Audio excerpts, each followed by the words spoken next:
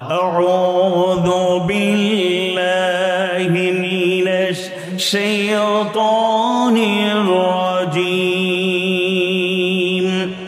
كل نفس ذائقة الموت وإنما توفون أجوركم يوم القيامة فمن زحزح عن النار وأدخل الجنة فقد فاز وما الحياة الدنيا إلا متاع الغرور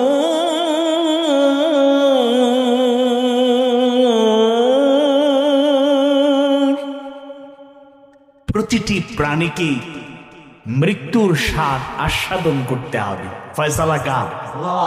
প্রতিটি প্রাণী মৃত্যুর স্বাদ গ্রহণ করবে, আর অবশ্যই কিয়ামতের দিনে তাদের প্রতিদান পরিপূর্ণরূপে দেয়া হবে।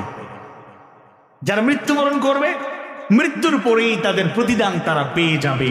সুতরাং যাকে জাহান্নাম থেকে দূরে রাখা হবে এবং জান্নাতে প্রবেশ করানো হবে ফাকাদ ফাজ, সুতরাং সেই সফল কাম হবে, সেই সফলতা পাবে। আল্লাহু আকবার।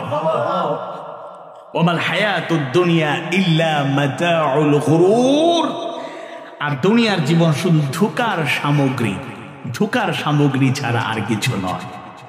আমরা শ্রমিক হই আর মালিক হই, যাই হোক, আমরা ওই ধোঁকার মধ্যেই পড়ে আছি। আপনি হালাল উপার্জন করবেন না এই কথা আমরা বলছি না। রাসূল শিখিয়ে গিয়েছেন, জানিয়ে গিয়েছেন তলাবু কাসবিল হালাল, হালাল উপার্জন করা, অন্বেষণ করা, হালাল রুজি করার প্রচেষ্টা করা ফরিদাতুম বাদাল ফরিদা, ফরজ ইবাদত সমূহের পরেই একটা ফরজ, এটাও একটা বড় ইবাদত। আমরা উপার্জন করব না এটা বুঝি না, কিন্তু আমরা মরিচিকার পেছনে দৌড়াই। দুনিয়ার মায়া মোহ, অর্থ বিত্ত, টাকা কড়ি, গাড়ি বাড়ি আমাদের মধ্যে মানে অন্তরে এমন ভাবে বাসা বাঁধে, আমরা ধোঁকার মধ্যে পড়ে যাই। হ্যাঁ, অনেক হেল্পার থেকে এমন কোটিপতি হয়েছেন বাংলাদেশে, তার হাজারো গাড়ি আছে। হেল্পার দিয়ে শুরু করেছিলেন, পরে ধীরে ধীরে সুপারভাইজার, ড্রাইভার, এরপরে মালিক, এখন হাজারো গাড়ির মালিক। এরকম উদাহরণ বাংলাদেশে আছে, দূরে যাওয়া লাগবে না। চট্টগ্রামে, কক্সবাজারে অনেক এরকম হতে পারেন। এই জন্য কি এই স্বপ্ন, এই গল্প শোনার পরে সবাই আমরা এরকম কোটিপতি হয়ে যেতে চাই। এতে হালাল হারামের বাছ বিচার থাকে না। আসলে দুনিয়াটাই একটা ধোঁকার সামগ্রী, একটা প্রতারণা। এর মানে সবকিছু নয় আমি হালালটাকেই গ্রহণ করব, কিন্তু হারামের ফাঁদে পা দেব না। দেখুন, প্রত্যেকটা নফসকে, প্রত্যেকটা প্রাণীকে মৃত্যুর স্বাদ আস্বাদন করতে হবে। মৃত্যু থেকে পালাবার কোনো সুযোগ নাই। মৃত্যু আসবেই, মৃত্যু আসবেই। এরপরে আল্লাহ তাআলা বলেছেন, তবে মৃত্যুর পরে তো প্রতিদান সবাইকে বুঝিয়ে দেয়া হবে। যাদেরকে জাহান্নাম থেকে দূরে রাখা হবে আর জান্নাতে প্রবেশ করানো হবে, তারাই সফলতা অর্জন করবে, তারাই সফল হবে। আমরা মৃতদেরকে স্মরণ করি, আমরা জানাজায় অংশগ্রহণ করি, দাফন কাফনে অংশগ্রহণ করি, আমরা কবর জিয়ারত করি। এগুলো করলে ফায়দাটা কি? প্রধানতম ফায়দা হচ্ছে মৃত্যুর কথা আমাদের মনে হয়। শুরুতেই যে গজলটা আপনাদের শোনালাম, পৃথিবী আমার আসল ঠিকানা নয়। পৃথিবী একটা ঠিকানা। ইমানদার ভাইয়ারা, মুমিন মুমিনা ভাই বোনেরা, এই দুনিয়াটা আমাদের একটা স্টেশন। এই দুনিয়ার জীবনটাও আমাদের জীবনের গুরুত্বপূর্ণ একটা অংশ। এই কথা স্বীকার করি না, কিন্তু দুনিয়ার জীবনটাই আসল, এটাই প্রথম, এটাই শেষ, এটা মনে করা যাবে না। আমাদের এক নাম্বার জগৎ, যদিও আমাদের মনে নাই, পৃথিবীর সূচনা লগ্নে আদম আলাইহিস সালামকে দুনিয়ায় প্রেরণ করার পূর্বে কিয়ামত পর্যন্ত আল্লাহ সুবহানাহু ওয়া তাআলা যাদেরকে মানুষ হিসেবে প্রেরণ করবেন তাদের রূহগুলোকে একত্রিত করে একটা সমাবেশ করেছিলেন। যদি আমাদের মনে নাই, আল্লাহ তাআলা ওই রূহগুলোকে আমাদের উদ্দেশ্যে বলেছিলেন, আলাস্তু বিরাব্বিকুম, আমি কি তোমাদের রব নই? ক্বালু, সবাই সমস্বরে বলেছিলাম, আমাদের রূহ বলেছিল, বালা, অবশ্যই আপনি আমাদের রব। শাহিদনা, আমরা সাক্ষ্য দিচ্ছি। সুবহানাল্লাহ। এটা হলো 1 নাম্বার জগৎ, প্রথম জগৎ। এরপরে দুনিয়ার স্বাদ, দুনিয়ার আলো দেখার আগে ছোট্ট আর একটা জগতে আমরা ছিলাম। ওই জগতের নাম হলো আলমে আরহাম। মায়ের রেহেমে, মায়ের গর্ভে আমরা ছিলাম। মেডিকেল সায়েন্স উন্নতি থেকে উন্নতর শিখরে পৌঁছে গিয়েছে। সায়েন্স টেকনোলজির উন্নতির কারণে এই সংবাদগুলো আমাদের জানা হয়ে গিয়েছে। একটা সন্তান তার মায়ের গর্ভে থাকা অবস্থায় 4 মাস, 4.5 মাস হতে না হতে মায়ের গর্ভে ওই সন্তানের প্রাণ যিনি দিয়ে দেন, কষ্ট করে আওয়াজ বাড়িয়ে বলুন তো তিনি কি? আপনি আমি কত বড় সৌভাগ্যবান। 10টা বছর, 20টা বছর, 30টা বছর, 40টা বছর অতিক্রম করলাম। অনেকে 70-80 বছরের বয়সের লোকেরাও, সম্মানিত ব্যক্তিরাও আছেন। এতটা বছর কাটিয়ে দিলাম, একবারও চিন্তা করি না এমন অনেক প্রাণ আছে, অনেক মানুষের সৃষ্টি হয়েছিল, মায়ের গর্ভে আল্লাহ প্রাণ দিয়েছিলেন, দুনিয়ায় আসার আগেই সে দুনিয়ার থেকে বিদায় হয়ে যায়। এরকম আছে না নাই? দুনিয়াতে আসার সময় সে মৃত্যুবরণ করে, মায়ের গর্ভ থেকে রূহ চলে যায় আল্লাহর কাছে। আলমে আরহাম, মায়ের গর্ভে আমার জীবন শেষ হয়ে যায় নাই। আল্লাহ তাআলা দয়া করে মা করে দুনিয়াতে প্রেরণ করলেন। এই দুনিয়ার জগৎটা হলো 3 নাম্বার জগৎ, বড় জগতের মধ্যে বড়, দ্বিতীয় বড় জগৎ। আলমে আজসাম, আলমে দুনিয়া হলো 3 নাম্বার, বা বড় হিসাব করলে 2 নাম্বার।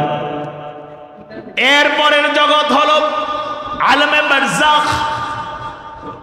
মৃত্যুর মাধ্যমে যে জীবনের শুরু হয়ে যাবে, আর কিয়ামতের সিংহা যখন ফুৎকার হয়ে যাবে, কিয়ামত সংগঠিত হওয়ার পরে সবাইকে যখন একত্রিত করা হবে, হিসেব নিকাশ শুরু হয়ে যাবে, ততক্ষণ পর্যন্ত আরেকটা জগৎ, মৃত্যু থেকে কবরের জিন্দেগি, কিয়ামত পর্যন্ত। আর 5 নাম্বার কিংবা বড় 4 নাম্বার শেষ জগৎ হলো, ফাইনাল ডেস্টিনেশন হলো আলমে আখিরাত। ইন্নাল আবরার লাফি নাঈম, নিশ্চয়ই যারা পুণ্য কাজ করব চূড়ান্ত জগতে, আখিরাতের জগতে জান্নাতের বাসিন্দা হয়ে যাব। আল্লাহ তাআলা তাদের জন্য জান্নাত তৈরি করে রেখেছেন।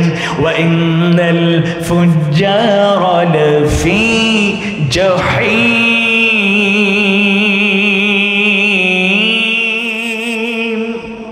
আর যারা সীমালঙ্ঘন করব, পাপিষ্ঠদের কাতারে শামিল হয়ে যাব, জাহান্নাম ছাড়া তাদের আর কোনো গন্তব্য থাকবে না। ওইটি লাস্ট, চূড়ান্ত, অনন্তকালের জগৎ। আলমে আখিরাত হলো লাস্ট, ফাইনাল ডেস্টিনেশন।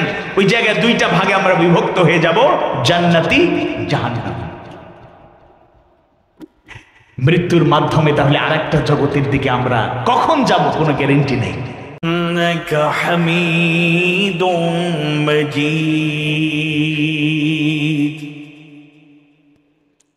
পৃথিবী আমার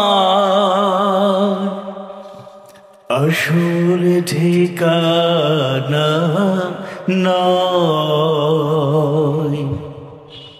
মরণে কেদিন মুছে দেবে সকল রঙিন পরিচয়।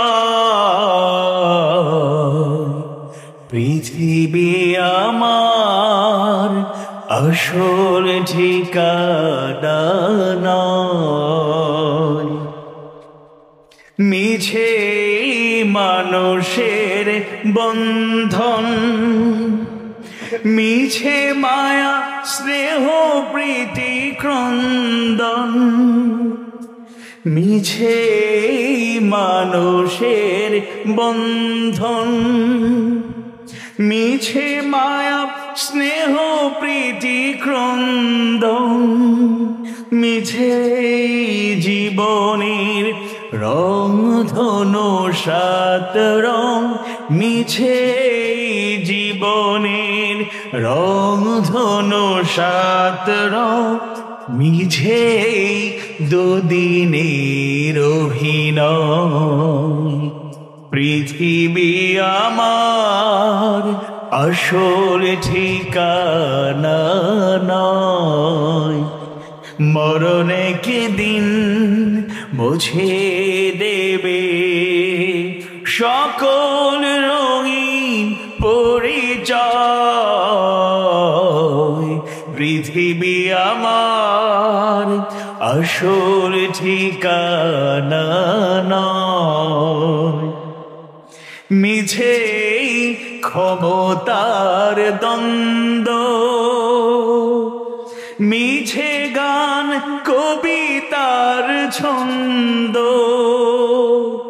মিছে ক্ষমতার দ্বন্দ্ব, মিছে গান কবিতার ছন্দ, মিছে অভিনয় নাটকের মঞ্চে, মিছে অভিনয় নাটকের মঞ্চে, মিছে জয়ার পরাজয়। পৃথিবী আমার আসল ঠিকানা নয়, মরণ একদিন মুছে দেবে সকল রঙিন পরিচয়। পৃথিবী আমার আসল ঠিকানা নয়।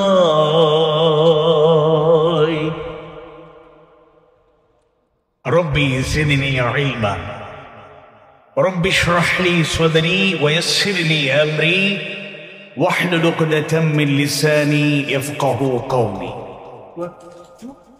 বাংলাদেশের অন্যতম শ্রেষ্ঠ জেলা, প্রাকৃতিক সৌন্দর্যে ভরপুর, পৃথিবীর সর্ববৃহৎ সমুদ্র সৈকতের কারণে আলাদা পরিচিতি, পাশাপাশি ব্যক্তিগতভাবে যে কারণে এই জেলার প্রতি আমাদের ভালোবাসার পরিমাণ অনেক বেশি। এই জনপদকে আমরা বলে থাকি তাওহীদ প্রিয়, ইসলাম প্রিয়, মানুষের প্রিয় জনপদ। 15.5 বছরে বাংলাদেশের অনেক জায়গায় আমরা মাহফিল করতে পারিনি। 64 জেলাতে সফর করেছি, কিন্তু উল্লেখযোগ্য জায়গাতেই, বিভিন্ন জেলাতেই, বিভিন্ন উপজেলাতে মাহফিল আয়োজন করার পরে 144 জারি হয়ে যেত, বন্ধ হয়ে যেত। এই কক্সবাজারেও মাঝে মধ্যে ডিস্টার্ব হয়েছে, কিন্তু অধিকাংশ ক্ষেত্রেই দল মত নির্বিশেষে যারা ইসলামকে পছন্দ করেন, ভালোবাসেন, কোরআন সুন্নাহর আদর্শকে আঁকড়ে ধরতে চান, আলোকচ্ছটায় উদ্ভাসিত হতে চান, তাদের সমর্থনের কারণেই বাংলাদেশের বিভিন্ন জায়গায় মাহফিল বন্ধ হলেও অধিকাংশ ক্ষেত্রে কক্সবাজারে মাহফিল ছিল, কক্সবাজারে মাহফিল আছে, ভবিষ্যতেও থাকবে, কেউ বন্ধ করতে পারবে না ইনশাআল্লাহ। সেই তাওহীদ প্রিয় জনপদ কক্সবাজারের একেবারেই শহরের প্রবেশদ্বার, কেন্দ্রীয় বাস টার্মিনাল, মসজিদ সংলগ্ন সুন্দরী ময়দানে বাংলাদেশ পরিবহন শ্রমিক ফেডারেশন কর্তৃক আয়োজিত বিশ্বনন্দিত মুফাসসিরে কোরআন, কোরআনের পাখি মরহুম শহীদ আল্লামা দেলোয়ার হোসেন সাইদি রাহিমাহুল্লাহ এবং পরিবহনের মরহুম ড্রাইভার, সুপারভাইজার, হেল্পারদের ইসালে সওয়াব, তাদের জন্য সুন্দর দোয়া মাহফিল এবং সিরাতুন নবী সাল্লাল্লাহু আলাইহি সাল্লাম মাহফিলের মুহতারাম সভাপতি, সম্মানিত আয়োজক বৃন্দ, অতিথিবৃন্দ, সুন্দর কথা বলেছেন বাংলাদেশ শ্রমিক কল্যাণ ফেডারেশন কক্সবাজার জেলার সভাপতি, জননেতা, শ্রমিক নেতা শামসুল আলম বাহাদুর ভাই। সুন্দর কথা বলেছেন জহিরুল ইসলাম ভাই এবং অন্যান্য অনেকে অতিথিরাই কথা বলেছেন এবং উপস্থিত আছেন। মনোমুগ্ধকর, হৃদয়গ্রাহী এবং বলিষ্ঠ কণ্ঠে তাফসীর পেশ করেছেন। তিনি আর এখন উপাধ্যক্ষ নন, এখন অধ্যক্ষ। কক্সবাজারের ঐতিহ্যবাহী ইসলামিয়া মহিলা কামিল মাদ্রাসার প্রিন্সিপাল, বাংলাদেশ মাজলিসুল মুফাসসিরিন কক্সবাজার জেলার সভাপতি এবং কেন্দ্রীয় কার্যকরী পরিষদের অন্যতম সদস্য, নন্দিত আলেমে দ্বীন ইসলামী চিন্তাবিদ শ্রদ্ধেয় ব্যক্তিত্ব অধ্যক্ষ মাওলানা শফিউল হক জিহাদি হাফিজাহুল্লাহ। আলোচনা করেছেন নন্দিত আলেমে দ্বীন ইসলামী চিন্তাবিদ খতিব মাওলানা জসিমউদ্দিন সাহেব হাফিজাহুল্লাহ সহ আমন্ত্রিত উলামায়ে কেরাম, সম্মানিত উপস্থিতি। আল্লাহ সুবহানাহু ওয়া তাআলার খাস মেহেরবানি, আমরা সুন্দর একটি পরিবেশে আজকে দোয়া করার সুযোগ পেয়েছি, আলোচনা করার সুযোগ পেয়েছি। রাসূলের জীবন থেকে গুরুত্বপূর্ণ কিছু আলোচনা আমরা করার সুযোগ পেয়েছি। আল্লাহ তাআলা এই তৌফিক দিয়েছেন। আমরা আল্লাহ তাআলার প্রতি আবারও কৃতজ্ঞতা প্রকাশ করছি, সবাই করছি আলহামদুলিল্লাহ। রব্বানা লাকাল হামদ হামদান কাসীরান তাইয়িবান মুবারাকান ফি। আল্লাহর খাস মেহেরবানি, সুন্দর আয়োজন।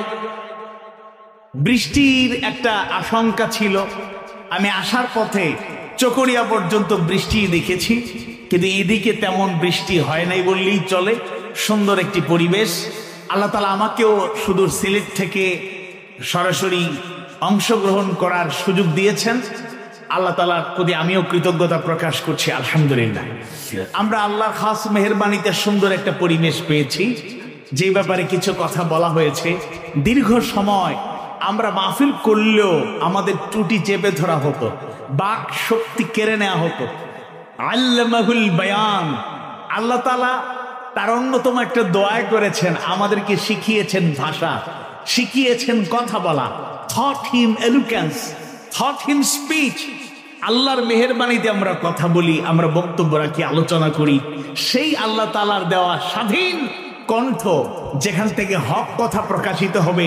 রাসূল বলেছেন, শিখিয়ে গিয়েছেন, কুলিল হক ওয়া ইন কানা মুররা, তোমরা সত্য বলো, সত্য প্রকাশ করো, যদিও তা তিক্ত হয়।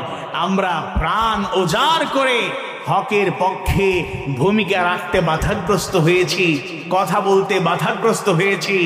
যারা হক কথাগুলো, কোরআনের কথাগুলো, হাদিস সুন্নাহর কথাগুলো, ইসলামের সৌন্দর্যের প্রচার প্রসারগুলো বন্ধ করে দেওয়ার ষড়যন্ত্র করছিল, যাদের মাস্টার প্ল্যান ছিল, তারা দীর্ঘকাল ক্ষমতায় থাকবে, অন্তত 2041-এর আগে তারা তাদের স্বপ্ন পূরণ না করে ক্ষমতা ছাড়বে না। আল্লাহর ফয়সালাতে সেই সব জালেমদের বিদায় হয়েছে, সত্য বিজয় হয়েছে, মুসলিমরা মুক্তি পেয়েছে। ওই জালেমরা জুলুম চালিয়ে সীমাহীন স্বাধীনতা ভোগ করতে পারে না। ফয়সালা কার? ফয়সালা কার? সেই আল্লাহ তাআলাই আমাদেরকে আজকে সেই সত্য সুন্দরের চর্চা করার সুযোগ দিয়েছেন। এজন্য আমরা আল্লাহ তাআলার প্রতি কৃতজ্ঞতা প্রকাশ করি। তবে একটা কথা বলে রাখি, এটা সব সময়ের জন্য। সুখে থাকলেও আলহামদুলিল্লাহ, কষ্টে থাকলেও আলহামদুলিল্লাহ, সুস্থ থাকলেও আলহামদুলিল্লাহ, অসুস্থ হয়ে গেলেও আলহামদুলিল্লাহ, খুব আনন্দ উল্লাসে স্বাভাবিক জীবন যাত্রায় আমরা আলহামদুলিল্লাহ। আবার অর্থনৈতিক সংকট, বিভিন্ন প্রবলেমে যদি পড়ে যাই, আমরা নাশকর হব না, অকৃতজ্ঞ হব না। আলহামদুলিল্লাহ আলা কুল্লি হাল, ইনশাআল্লাহ সবসময় আল্লাহ শুকরিয়া আদায় করি। আমি অল্প অল্প করে 5টা পয়েন্টে কথা বলবো। প্রথমত, আপনাদের পরিবহন এই বিভাগের যত ড্রাইভার, সুপারভাইজার, হেল্পার, শ্রমিক, মালিক, কর্মচারী, যে যে স্তরে এই সেক্টরে কাজ করেছেন, তারা যারা ইন্তেকাল করেছেন, তাদের জন্য আমরা দোয়া করব। আর দোয়া মাহফিল থেকে আমরা অল্প একটু শিক্ষা নেব যে আমরাও প্রস্তুত আছি কিনা। সবার মৃত্যু কামনা করার জন্য আমরা আসি নাই, কিন্তু মৃত্যুটা হলো এমন যেটার কোনো স্থায়িত্ব নাই, ক্ষণস্থায়ী, কখন আসবে মৃত্যু নিশ্চিত, সময়টা অনিশ্চিত। আমরা এখান থেকে কি শিক্ষা নিতে পারি? 1। 2 নম্বরে আমরা আলোচনা করব 14 আগস্ট 2025, 2 বছর আগে এই দিনে, এই রাতে চলে গিয়েছেন ষড়যন্ত্রের মুখোমুখি হয়ে, জুলুমের শিকার হয়ে বিশ্বনন্দিত মুফাসসির কোরআন আল্লামা দেলাওয়ার হোসেন সাইদি রাহিমাহুল্লাহ, তার জন্য দোয়া করব। তার জীবন থেকে অল্প কিছু মেসেজ আপনাকে দিতে চাই।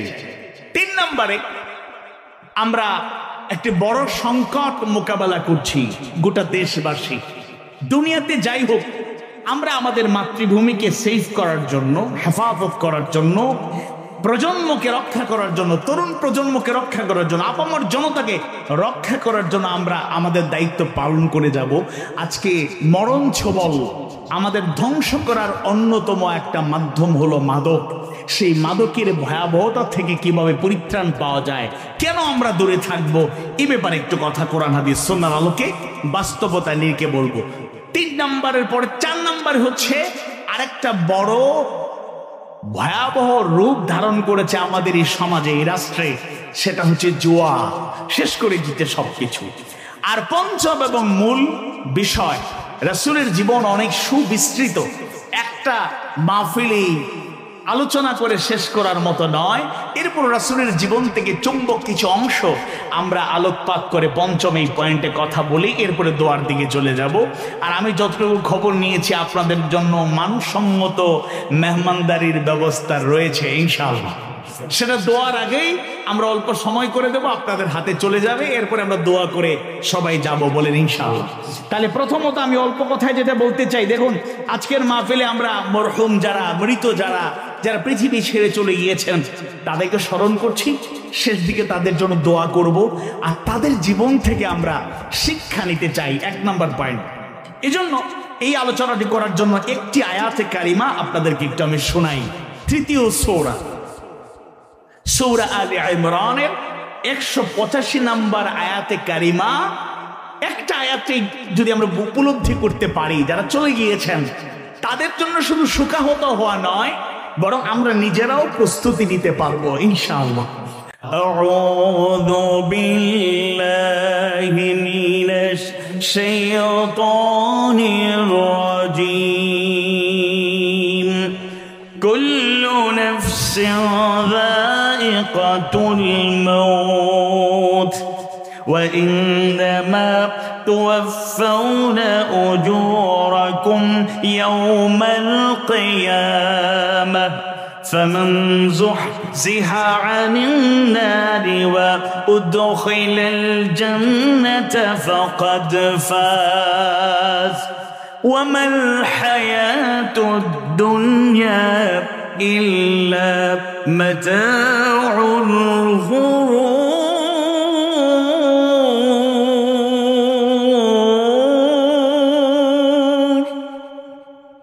প্রতিটি প্রাণীকে মৃত্যুর স্বাদ আস্বাদন করতে হবে। ফয়সালা কার? প্রতিটি প্রাণী মৃত্যুর স্বাদ গ্রহণ করবে, আর অবশ্যই কিয়ামতের দিনে তাদের প্রতিদান পরিপূর্ণরূপে দেয়া হবে। যারা মৃত্যুবরণ করবে, মৃত্যুর পরেই তাদের প্রতিদান তারা পেয়ে যাবে। সুতরাং যাকে জাহান্নাম থেকে দূরে রাখা হবে এবং জান্নাতে প্রবেশ করানো হবে, ফাকাদ ফাজ, সুতরাং সেই সফল কাম হবে, সেই সফলতা পাবে। আল্লাহু আকবার। ওয়ামাল হায়াতুদ দুনিয়া ইল্লা মাতাউল গুরুর। আর দুনিয়ার জীবন শুধু ধোঁকার সামগ্রী, ধোঁকার সামগ্রী ছাড়া আর কিছু নয়। আমরা শ্রমিক হই আর মালিক হই, যাই হোক, আমরা ওই ধোঁকার মধ্যেই পড়ে আছি।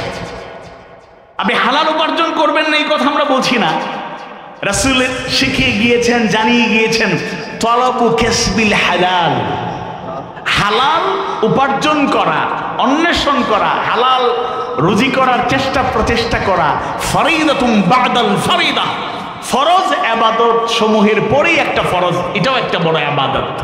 আমরা উপার্জন করব না এটা বুঝি না, কিন্তু আমরা মরিচিকার পেছনে দৌড়াই। দুনিয়ার মায়া মোহ, অর্থ বিত্ত, টাকা কড়ি, গাড়ি বাড়ি আমাদের মধ্যে মানে অন্তরে এমন ভাবে বাসা বাঁধে, আমরা ধোঁকার মধ্যে পড়ে যাই।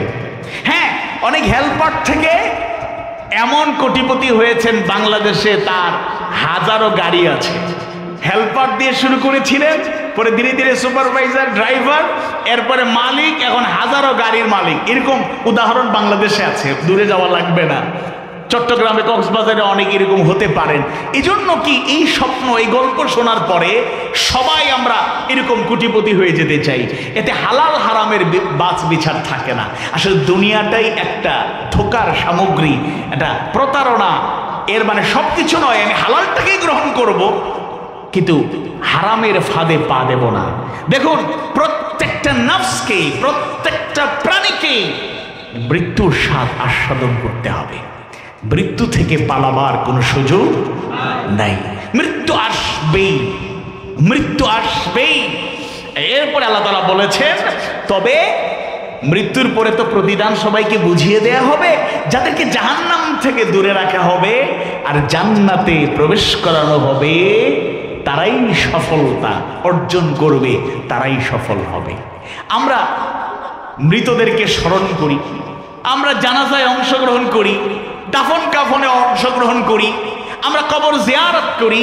এগুলো করলে ফায়দাটা কি? প্রধানতম ফায়দা হচ্ছে মৃত্যুর কথা আমাদের মনে হয়। শুরুতেই যে গজলটা আপনাদের শোনালাম, পৃথিবী আমার আসল ঠিকানা নয়। পৃথিবী একটা ঠিকানা। ইমানদার ভাইয়ারা, মুমিন মুমিনা ভাই বোনেরা, এই দুনিয়াটা আমাদের একটা স্টেশন। এই দুনিয়ার জীবনটাও আমাদের জীবনের গুরুত্বপূর্ণ একটা অংশ। এই কথা স্বীকার করি না, কিন্তু দুনিয়ার জীবনটাই আসল, এটাই প্রথম, এটাই শেষ, এটা মনে করা যাবে না। আমাদের এক নাম্বার জগৎ, যদি আমাদের মনে নাই, পৃথিবীর সূচনা লগ্নে আদম আলাইহিস সালামকে দুনিয়ায় প্রেরণ করার পূর্বে কিয়ামত পর্যন্ত আল্লাহ সুবহানাহু ওয়া তাআলা যাদেরকে মানুষ হিসেবে প্রেরণ করবেন, তাদের রূহগুলোকে একত্রিত করে একটা সমাবেশ করেছিলেন। যদি আমাদের মনে নাই, আল্লাহ তাআলা ওই রূহগুলোকে আমাদের উদ্দেশ্যে বলেছিলেন, আলাস্তু বিরাব্বিকুম, আমি কি তোমাদের রব নই? ক্বালু, সবাই সমস্বরে বলেছিলাম। আমাদের রূহ বলেছিল, বালা, অবশ্যই আপনি আমাদের রব। শাহিদ না, আমরা সাক্ষ্য দিচ্ছি। সুবহানাল্লাহ। এটা হলো এক নাম্বার জগৎ, প্রথম জগৎ। এরপরে দুনিয়ায় আসার, দুনিয়ার আলো দেখার আগে ছোট্ট আর একটা জগতে আমরা ছিলাম। ওই জগতের নাম হলো আলমে আরহাম। মায়ের রেহেমে, মায়ের গর্ভে আমরা ছিলাম। মেডিকেল সায়েন্স উন্নতি থেকে উন্নতর শিখরে পৌঁছে গিয়েছে। সায়েন্স টেকনোলজির উন্নতির কারণে এই সংবাদগুলো আমাদের জানা হয়ে গিয়েছে। একটা সন্তান তার মায়ের গর্ভে থাকা অবস্থায় 4 মাস, 4.5 মাস হতে না হতে মায়ের গর্ভে ওই সন্তানের প্রাণ যিনি দিয়ে দেন, কষ্ট করে আওয়াজ বাড়িয়ে বলুন তো তিনি কি? আপনি আমি কত বড় সৌভাগ্যবান। 10টা বছর, 20টা বছর, 30টা বছর, 40টা বছর অতিক্রম করলাম। অনেকে 70-80 বছরের বয়সের লোকেরাও, সম্মানিত ব্যক্তিরাও আছেন। এতটা বছর কাটিয়ে দিলাম, একবারও চিন্তা করি না এমন অনেক প্রাণ আছে, অনেক মানুষের সৃষ্টি হয়েছিল, মায়ের গর্ভে আল্লাহ প্রাণ দিয়েছিলেন, দুনিয়ায় আসার আগেই সে দুনিয়ার থেকে বিদায় হয়ে যায়। এরকম আছে না নাই? দুনিয়াতে আসার সময় সে মৃত্যুবরণ করে, মায়ের গর্ভ থেকে রূহ চলে যায় আল্লাহর কাছে। আলমে আরহাম, মায়ের গর্ভে আমার জীবন শেষ হয়ে যায় নাই। আল্লাহ তাআলা দয়া করে, মা করে দুনিয়াতে প্রেরণ করলেন। এই দুনিয়ার জগৎটা হলো 3 নাম্বার জগৎ, বড় জগতের মধ্যে বড়, দ্বিতীয় বড় জগৎ। আলমে আজসাম, আলমে দুনিয়া হলো 3 নাম্বার, বা বড় হিসাব করলে 2 নাম্বার। এরপরের জগৎ হলো আলমে বারজাখ। মৃত্যুর মাধ্যমে যে জীবনের শুরু হয়ে যাবে, আর কিয়ামতের সিংহা যখন ফুৎকার হয়ে যাবে, কিয়ামত সংগঠিত হওয়ার পরে সবাইকে যখন একত্রিত করা হবে, হিসেব নিকাশ শুরু হয়ে যাবে, ততক্ষণ পর্যন্ত আরেকটা জগৎ, মৃত্যু থেকে কবরের জিন্দেগি কিয়ামত পর্যন্ত। আর 5 নাম্বার কিংবা বড় 4 নাম্বার শেষ জগৎ হলো, ফাইনাল ডেস্টিনেশন হলো আলমে আখিরাত। ইন্নাল আবরার লাফি নাঈম, নিশ্চয়ই যারা পুণ্য কাজ করব চূড়ান্ত জগতে, আখিরাতের জগতে জান্নাতের বাসিন্দা হয়ে যাব। আল্লাহ তাআলা তাদের জন্য জান্নাত তৈরি করে রেখেছেন। ওয়া ইন্নাল ফুজ্জারা লাফি জাহিম,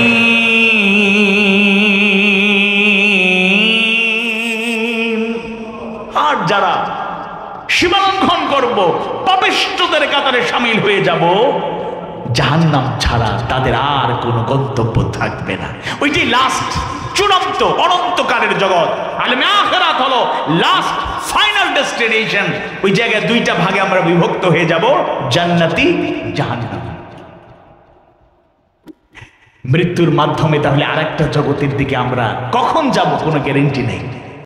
সূরা মুলকের 2য় আয়াতে কারিমা আল্লাহ তাআলা বলেন, আল্লাযী খালাকাল মাউতা ওয়াল হায়াতা লিয়াবলুয়াকুম আইয়ুকুম আহসানু আমালা।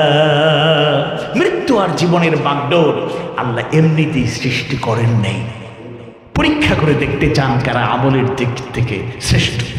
আমাদের শ্রমিক নেতা বা দায়িত্বশীলরা বক্তব্য রাখতে গিয়ে একটা শব্দ বাক্য বারবার বলেছেন, জীবনের ঝুঁকি নিয়ে আমরা পথ চলি, প্রতিটা মুহূর্তে সড়ক দুর্ঘটনা হচ্ছে, আমরা জীবনের চ্যালেঞ্জ মোকাবেলা করছি, প্রতিনিয়ত সড়ক দুর্ঘটনা চোখের সামনে দেখি, সংবাদে দেখি, খবরে দেখি, নিজেরাও দুর্ঘটনার শিকার হয়ে আল্লাহ আমাদের বাঁচিয়ে রেখেছেন, আলহামদুলিল্লাহ।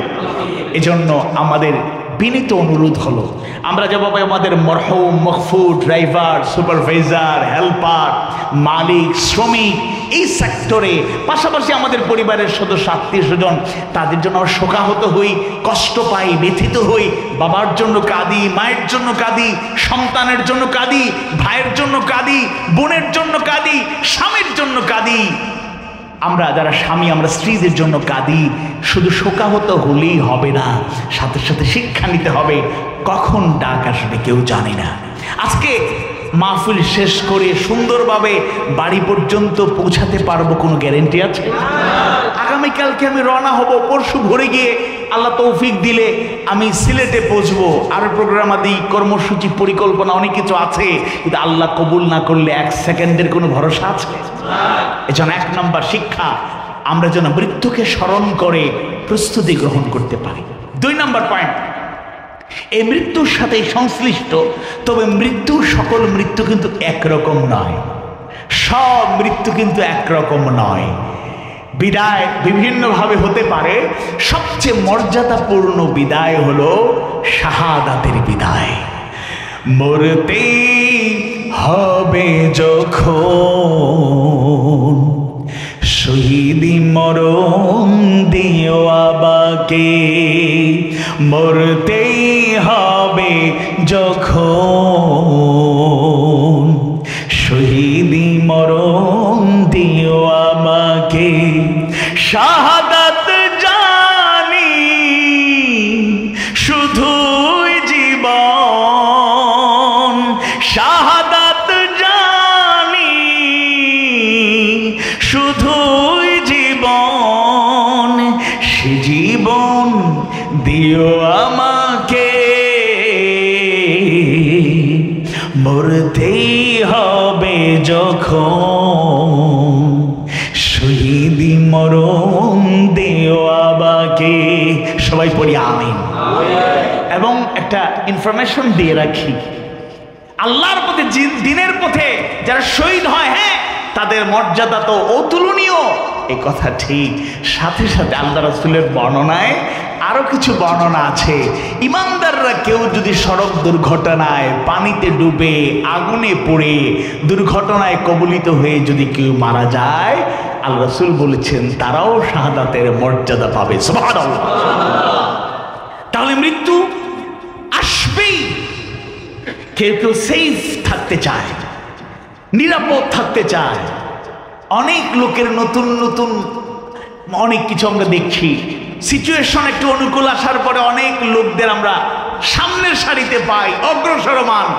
কিন্তু 15.5 বছরে কৌশল করতে করতে পিছনের দরজা দিয়া কখন যে পালায়ে গেছে নিজেও জানে না। আমাদের মতো ছোটখাটো মানুষরাই ওই শেখ হাসিনা, ওই মহান কুখ্যাত ব্যক্তির অবদানের কারণে তাদের আমলে নিরাপদে সরকারি খরচে 3 বার খাওয়ার সুযোগ পাইছি, মানে 3 বার জেল খাটছি মাত্র, বেশি না।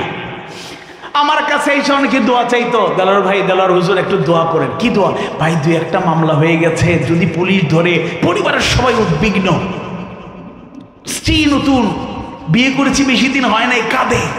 আপনি যদি জেলখানায় চলে যান আমি কেমন করে থাকবো?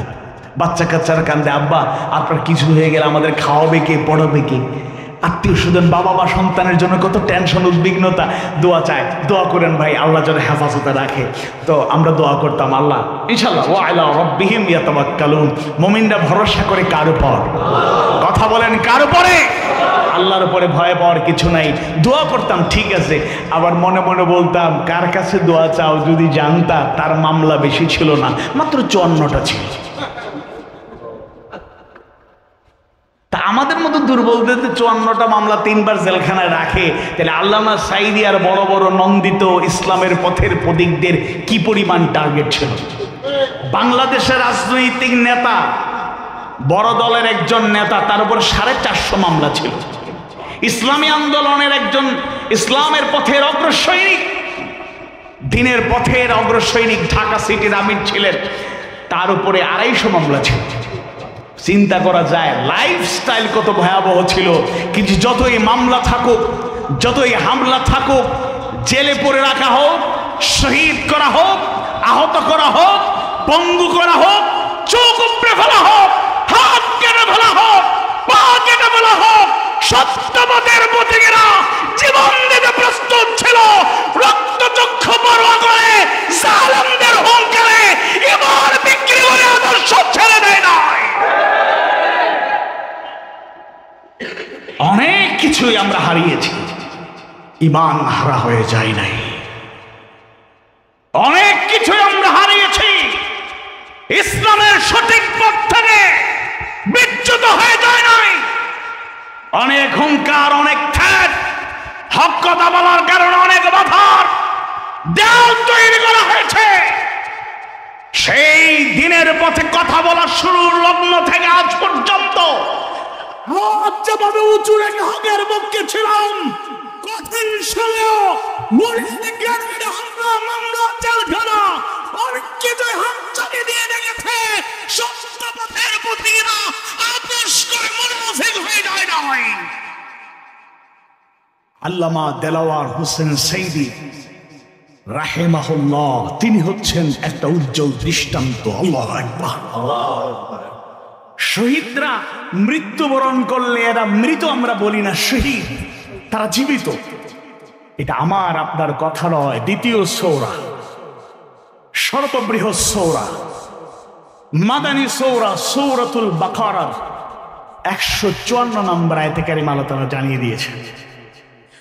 আল্লাহ তাআলা জানিয়ে দেন, ولا تقولوا لمن يقتل في سبيل الله أموات بل أحياء ولكن لا تشعرون।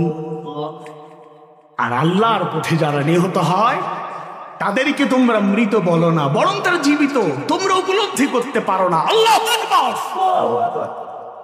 আল্লামা দেলাওয়ার হোসেন সাঈদী, হ্যাঁ, শারীরিকভাবে তিনি অসুস্থ ছিলেন, হার্টে 5টা রিং বসানো ছিল, ডায়াবেটিসের রোগী ছিলেন লং টাইম, সব কথা ঠিক।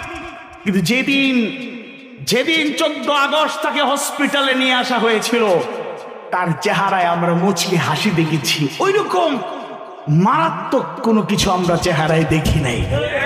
একটা হাস্যোজ্জ্বল সুন্দর চেহারা কাছে থেকে তাকে দেখেছি, তার প্রোগ্রামে ছিলাম 2010 সালের 1 জানুয়ারি একটি প্রোগ্রামে আমি উপস্থাপক ছিলাম। তার নামটা ঘোষণা করার আমার সৌভাগ্য হয়েছিল।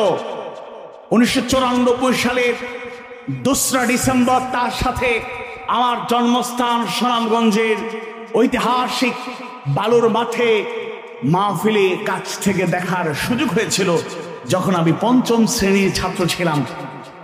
এরপর থেকে অনেক দেখেছি, তার হাসি দেখেছি, এগুলো অমূল্য, অতুলনীয়।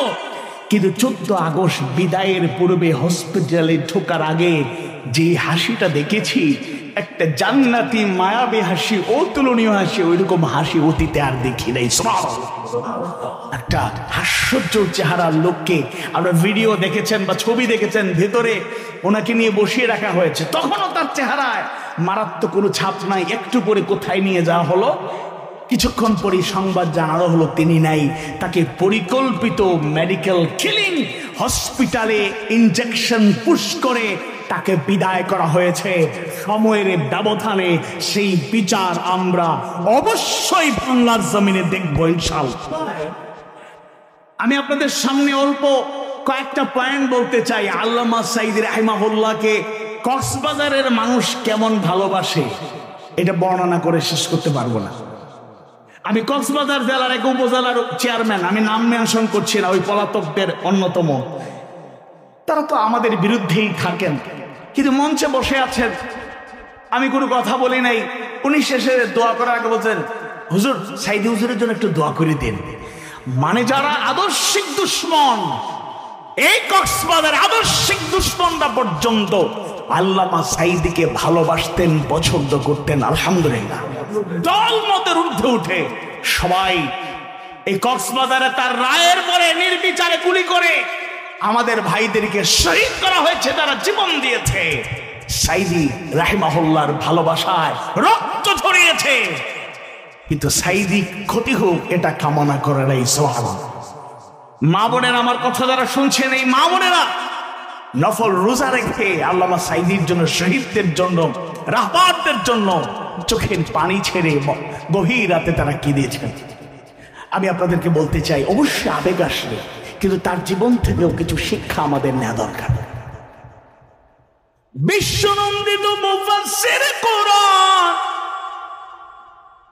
আন্তর্জাতিক খ্যাতি সম্পন্ন আলেমে দ্বীন, কোরআনের পাখি হিসেবে যাকে সম্বোধন করা হয়, 54 বছরে বাংলাদেশে অনেক বক্তা, দাঈল আল্লাহ, মুফাসসির কোরআন, অনেক বড় বড় স্কলারদের জন্ম হয়েছে।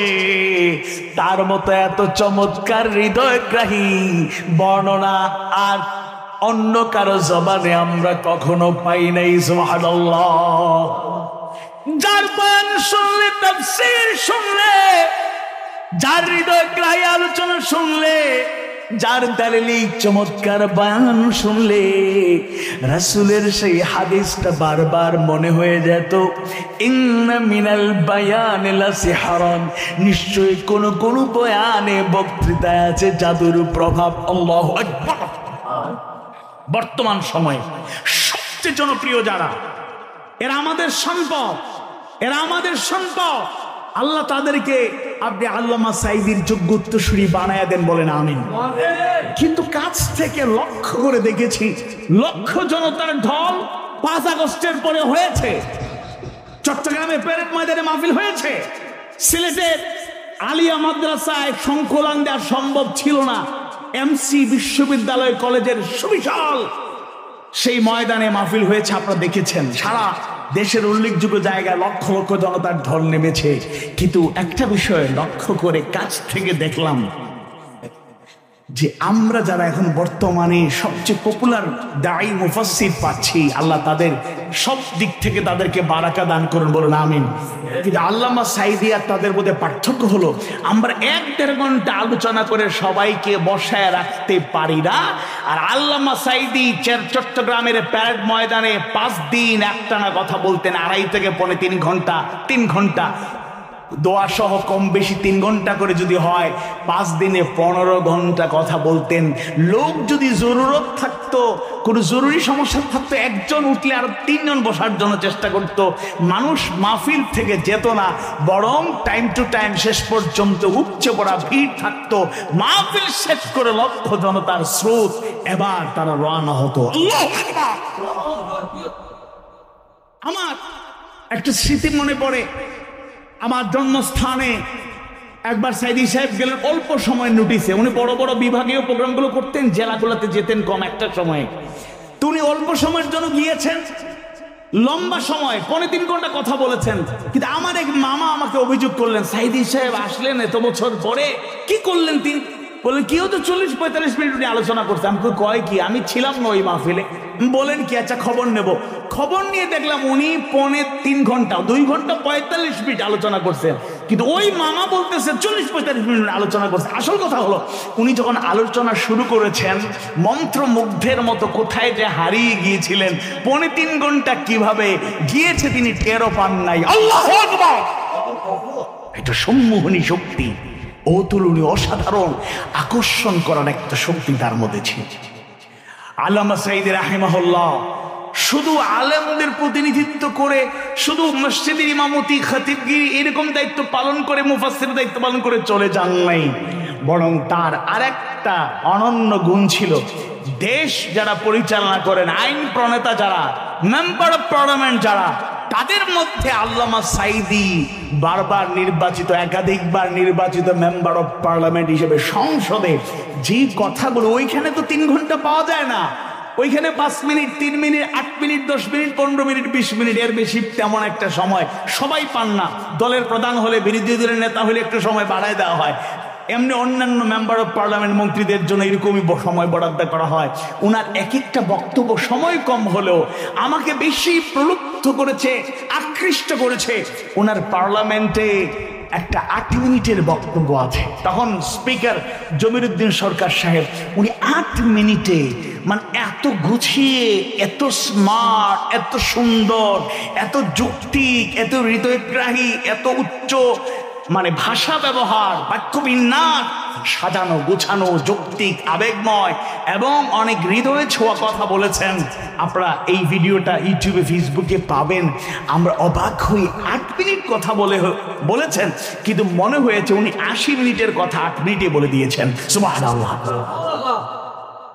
এবং অনেকেই মন্তব্য করে, আল্লামা সাঈদী রাহিমাহুল্লাহ যদি থাকতেন তাহলে আগামীর প্রধানমন্ত্রী নিয়ে আমরা টেনশনে থাকতাম না।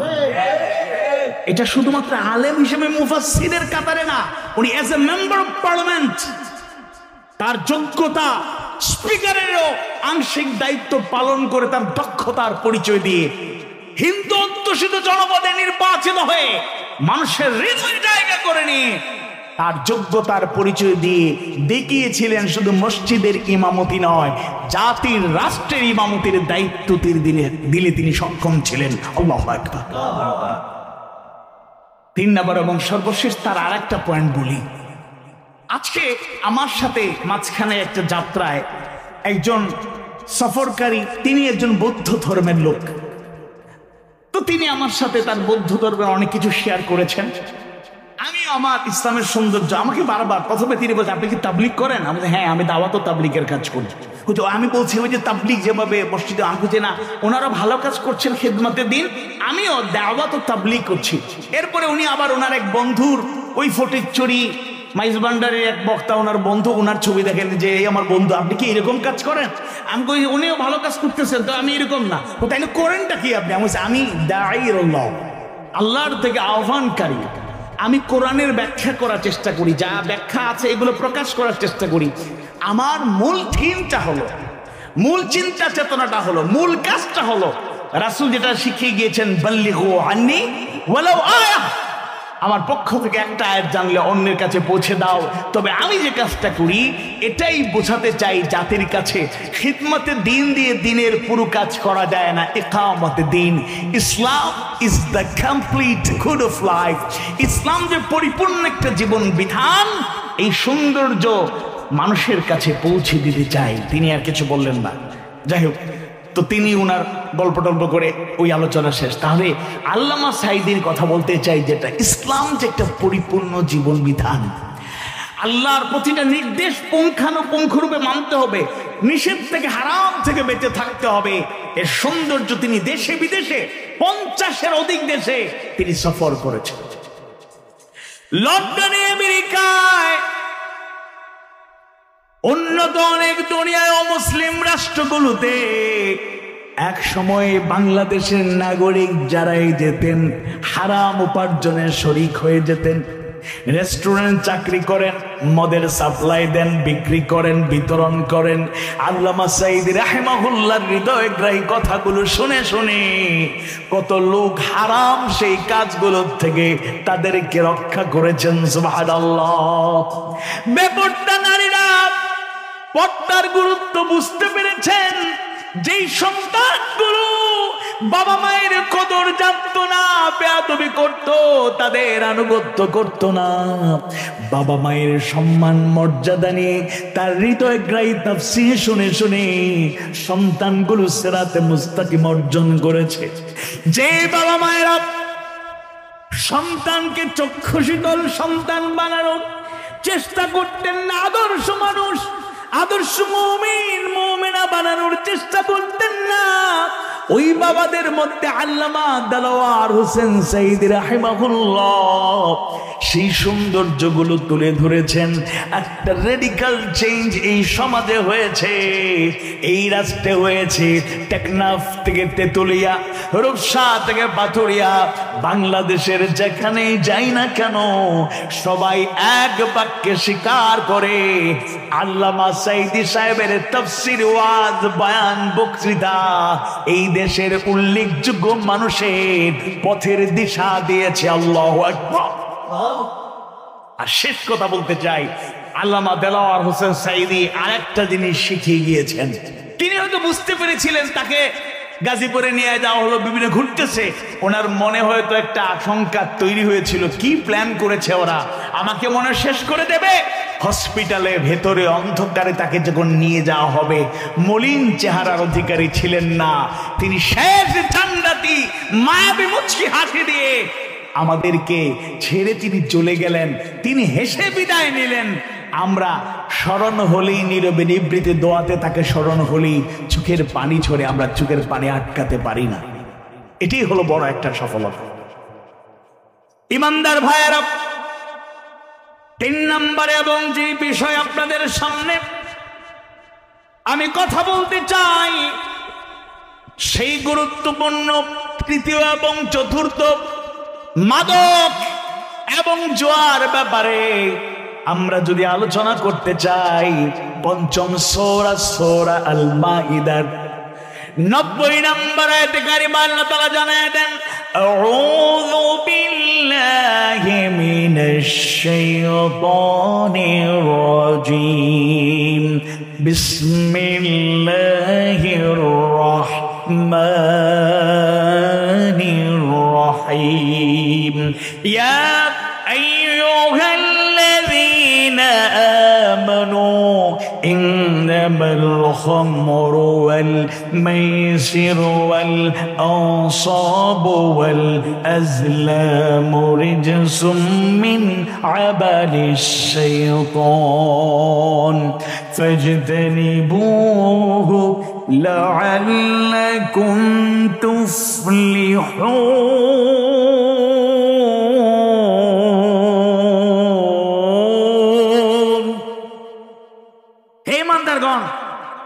নিশ্চয় মদ, জোয়া, প্রতিমা বেদী ও ভাগ্য নির্ধারক তীর সমূহ নাপাক শয়তানের কর্ম, নাউযুবিল্লাহ। সুতরাং তোমরা তা পরিহার করো যাতে তোমরা সফল হও। সুবহানাল্লাহ। 4টা বস্তুকে হারাম করা হলো, তার মধ্যে 2টা বস্তুর ব্যাপারে আমরা আলোচনা করব। আমাদের তৃতীয় এবং চতুর্থ পয়েন্ট, তৃতীয় গুরুত্বপূর্ণ আলোচনা হলো মাদক। আমি কক্সবাজার জেলা প্রশাসনকে থ্যাঙ্কস জানাই, জাযাকুমুল্লাহ খায়রান। একটা নিউজ দেখলাম 13 আগস্ট, গতকাল, আজকে সকালে নিউজটা দেখেছি, গতকাল একসাথে কয়েক শত কোটি টাকার মদ তারা ধ্বংস করেছেন বোতলগুলো, দেশে বিদেশি। কত? 2000 কোটি টাকা। আচ্ছা, নিউজে বলছে শত শত কোটি টাকা। উনি যেহেতু আমাকে সহযোগিতা করলেন, প্রায় মোরলেস 2000 কোটি টাকার মদ, নেশা জাতীয় সেই পানীয় তারা শেষ করেছেন, ধ্বংস করেছেন। এজন্য তাদেরকে থ্যাঙ্কস জানাই, আমরা বলি মারহাবা। মাদক বলতে শুধুমাত্র মদই মাদক এরকম না। আমার ছোট্ট একটা বই, সেখানে একটা আর্টিকেল আছে, মাদক ও মাদকাসক্তি, আইন ও পরিণতি। এই মাদকের কত আইন যে বের হয়েছে, কিন্তু এরপরও মাদক এই দেশ থেকে দমন করা যায় না। কক্সবাজারের একটা বদনাম, এটা কক্সবাজারের দোষ না, এটা কিছু সংখ্যক মানুষেরা বর্ডার এলাকাগুলো দিয়ে দেশের বিভিন্ন জায়গায় সাপ্লাই করে। শুধুমাত্র এই বর্ডার দিয়ে না, বাংলাদেশের উল্লেখযোগ্য অনেক বর্ডার দিয়ে নানা প্রকারের মাদক বের হয়। এর মধ্যে বদি আঙ্কেলের কারণে একটা মাদক খুব জনপ্রিয় হয়েছে, ওইটার নাম কি? অনেকে বলে বাবা। বাবা বলে, বাবা শব্দের অপমান করা ঠিক না। তো একবার কোর্টে বসে আসামি আলোচনা করতেছে, একজন আফসোস করে বলতেছে, আহা বাবার জন্য আজ জেলে। আর একজন সরসোজা মানুষ আমার মতো কয়, দেখছো বাবার জন্য জেল খাটতেছে। আরেক সচেতন মানুষ বলতেছে, আয় হারে সরসোজা মানুষ, এই বাবা সেই বাবা না, এই বাবা ইয়াবা। দেখুন, ওই আর্টিকেল যখন আমি লিখেছি মোরলেস 2.5 বছর আগে, তখনও আমার কাছে যে ইনফরমেশন আছে যে বাংলাদেশে 6 থেকে 10 প্রকারের মাদক মোটামুটি পরিচিত, কিন্তু আমি ওই আর্টিকেল লিখতে গিয়ে, একটু স্টাডি করতে গিয়ে 24 প্রকারের মাদকের সন্ধান পেয়েছি। বাংলাদেশে আরো বাড়তে পারে। এখন 2.5 বছর আগে, 2-2.5 বছর আগে স্টাডি করে, রিসার্চ করে যতদূর পাইছি 24 প্রকারের মাদক। আর আমরা 6 থেকে 10 ধরনের মাদকের নাম আমরা শুনেছি, ইয়াবা, ফেন্সিডিল, হেরোইন, গাঁজা, চোলাই মদ, দেশি মদ, বিদেশি মদ, বিয়ার, রেকটিফাইড স্পিরিট, আরো অনেক কঠিন কঠিন নাম আছে, প্যাথেডিন, কত কিছু যে আছে, কোডিন ট্যাবলেট, ফার্মেন্টেড ওয়াশ, আরো মরফিন, আরো কত কিছু, অনেক নামও জীবনে শুনি না, অনেকগুলোর প্রনাউন্সিয়েশনও ঠিক মতো বলা কঠিন। এত অনেক মাদক এমন ভাবে ছড়িয়ে পড়ছে, তিনি যে মাদক নিচ্ছেন এটা কেউ ফিল করতে পারে না, এমন কলা কৌশল, এমন সিস্টেম চালু হয়ে গিয়েছে। বিভিন্ন ভাবে এই মাদকগুলো গ্রহণ করা হচ্ছে। দেখুন, এই মাদক যে কত বড় ক্ষতি করছে আমাদের দেশে, তো এটার পরিমাণ বাংলাদেশে বিশ্ব স্বাস্থ্য সংস্থার জরিপ অনুযায়ী, কথা আমার জরিপ না, বাংলাদেশে 18 বছরের উপরে 0.67% মানুষ মাদকাসক্ত, প্রায় 1%-এর কাছাকাছি মানুষ মাদকের। আরো অনেক জরিপ আছে, সেদিকে যেতে চাই না। আমি আপনাদেরকে একটা ইনফরমেশন দেই। United Nations office on drugs and crimes এর মন্তব্য হলো, মাদক গ্রহণের ফলে সাময়িক স্বস্তি পাওয়া যায়। এই কথাটা আমরা অনেকেই মনে করি। তো ওই সংস্থা বলছে, মাদকের ফলে সাময়িক স্বস্তি পাওয়া গেলেও এই ক্ষণস্থায়ী স্বস্তির আড়ালে লুকিয়ে আছে ভয়ঙ্কর ফাঁদ। ফাঁদে একবার জড়ালে স্বাস্থ্যহানি ঘটে, সৃজনী শক্তি শেষ হয়ে যায়। স্বাস্থ্যহানি বলতে কেবল দৈহিক শারীরিক স্বাস্থ্যের ক্ষতি এরকম না, দেহের পাশাপাশি বিশৃঙ্খল বিধ্বস্ত হয়ে যায় মনের স্বাস্থ্য, পুড়ে যায় আধ্যাত্মিক ও নৈতিক মূল্যবোধ, সামাজিক চিত্রে নেমে আসে ধস। অনেক ভয়ঙ্কর পরিণতি এই মাদকের কারণে আছে। এজন্য এই মাদক এই সমাজটাকে শেষ করছে। আজকে আপনি অনুসন্ধান করুন, যত অন্যায় কাজ হচ্ছে, এর উল্লেখযোগ্য অন্যায় কাজের সাথে যুক্ত ব্যক্তিরা মাদকাসক্ত। খুন সুস্থ মস্তিষ্কে মানুষ আসলে করতে পারে না। হ্যাঁ, সুস্থ মস্তিষ্কের মানুষ বেশি আবেগতাড়িত হয়ে রাগ কন্ট্রোল করতে না পেরে খুন করে বসতে পারে, কিন্তু স্বাভাবিকভাবে বাংলাদেশে যত খুন খারাপি হয়, উল্লেখযোগ্য চিহ্নিত কিছু আছে পেশাদার খুনি, এবং পেশাদার খুনি না হলেও যারা খুন করে বেশি, একটু ভালো করে অনুসন্ধান করে জানার চেষ্টা করবেন, ওই খুনিরা অধিকাংশই মাদকাসক্ত।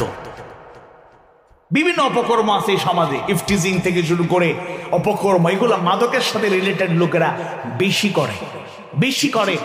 কক্সবাজারের হোটেলগুলোতে, যেগুলোতে অবৈধ কাজ হয়, 5 স্টার থেকে লোয়ার লেভেল পর্যন্ত উল্লেখযোগ্য, যেখানে অবৈধ কাজ কারবার হয়, খোঁজ খবর নিলে দেখবেন মাদকাসক্ত এডিক্টেড লোকেরাই ওই সব অপকর্মে যুক্ত বেশি।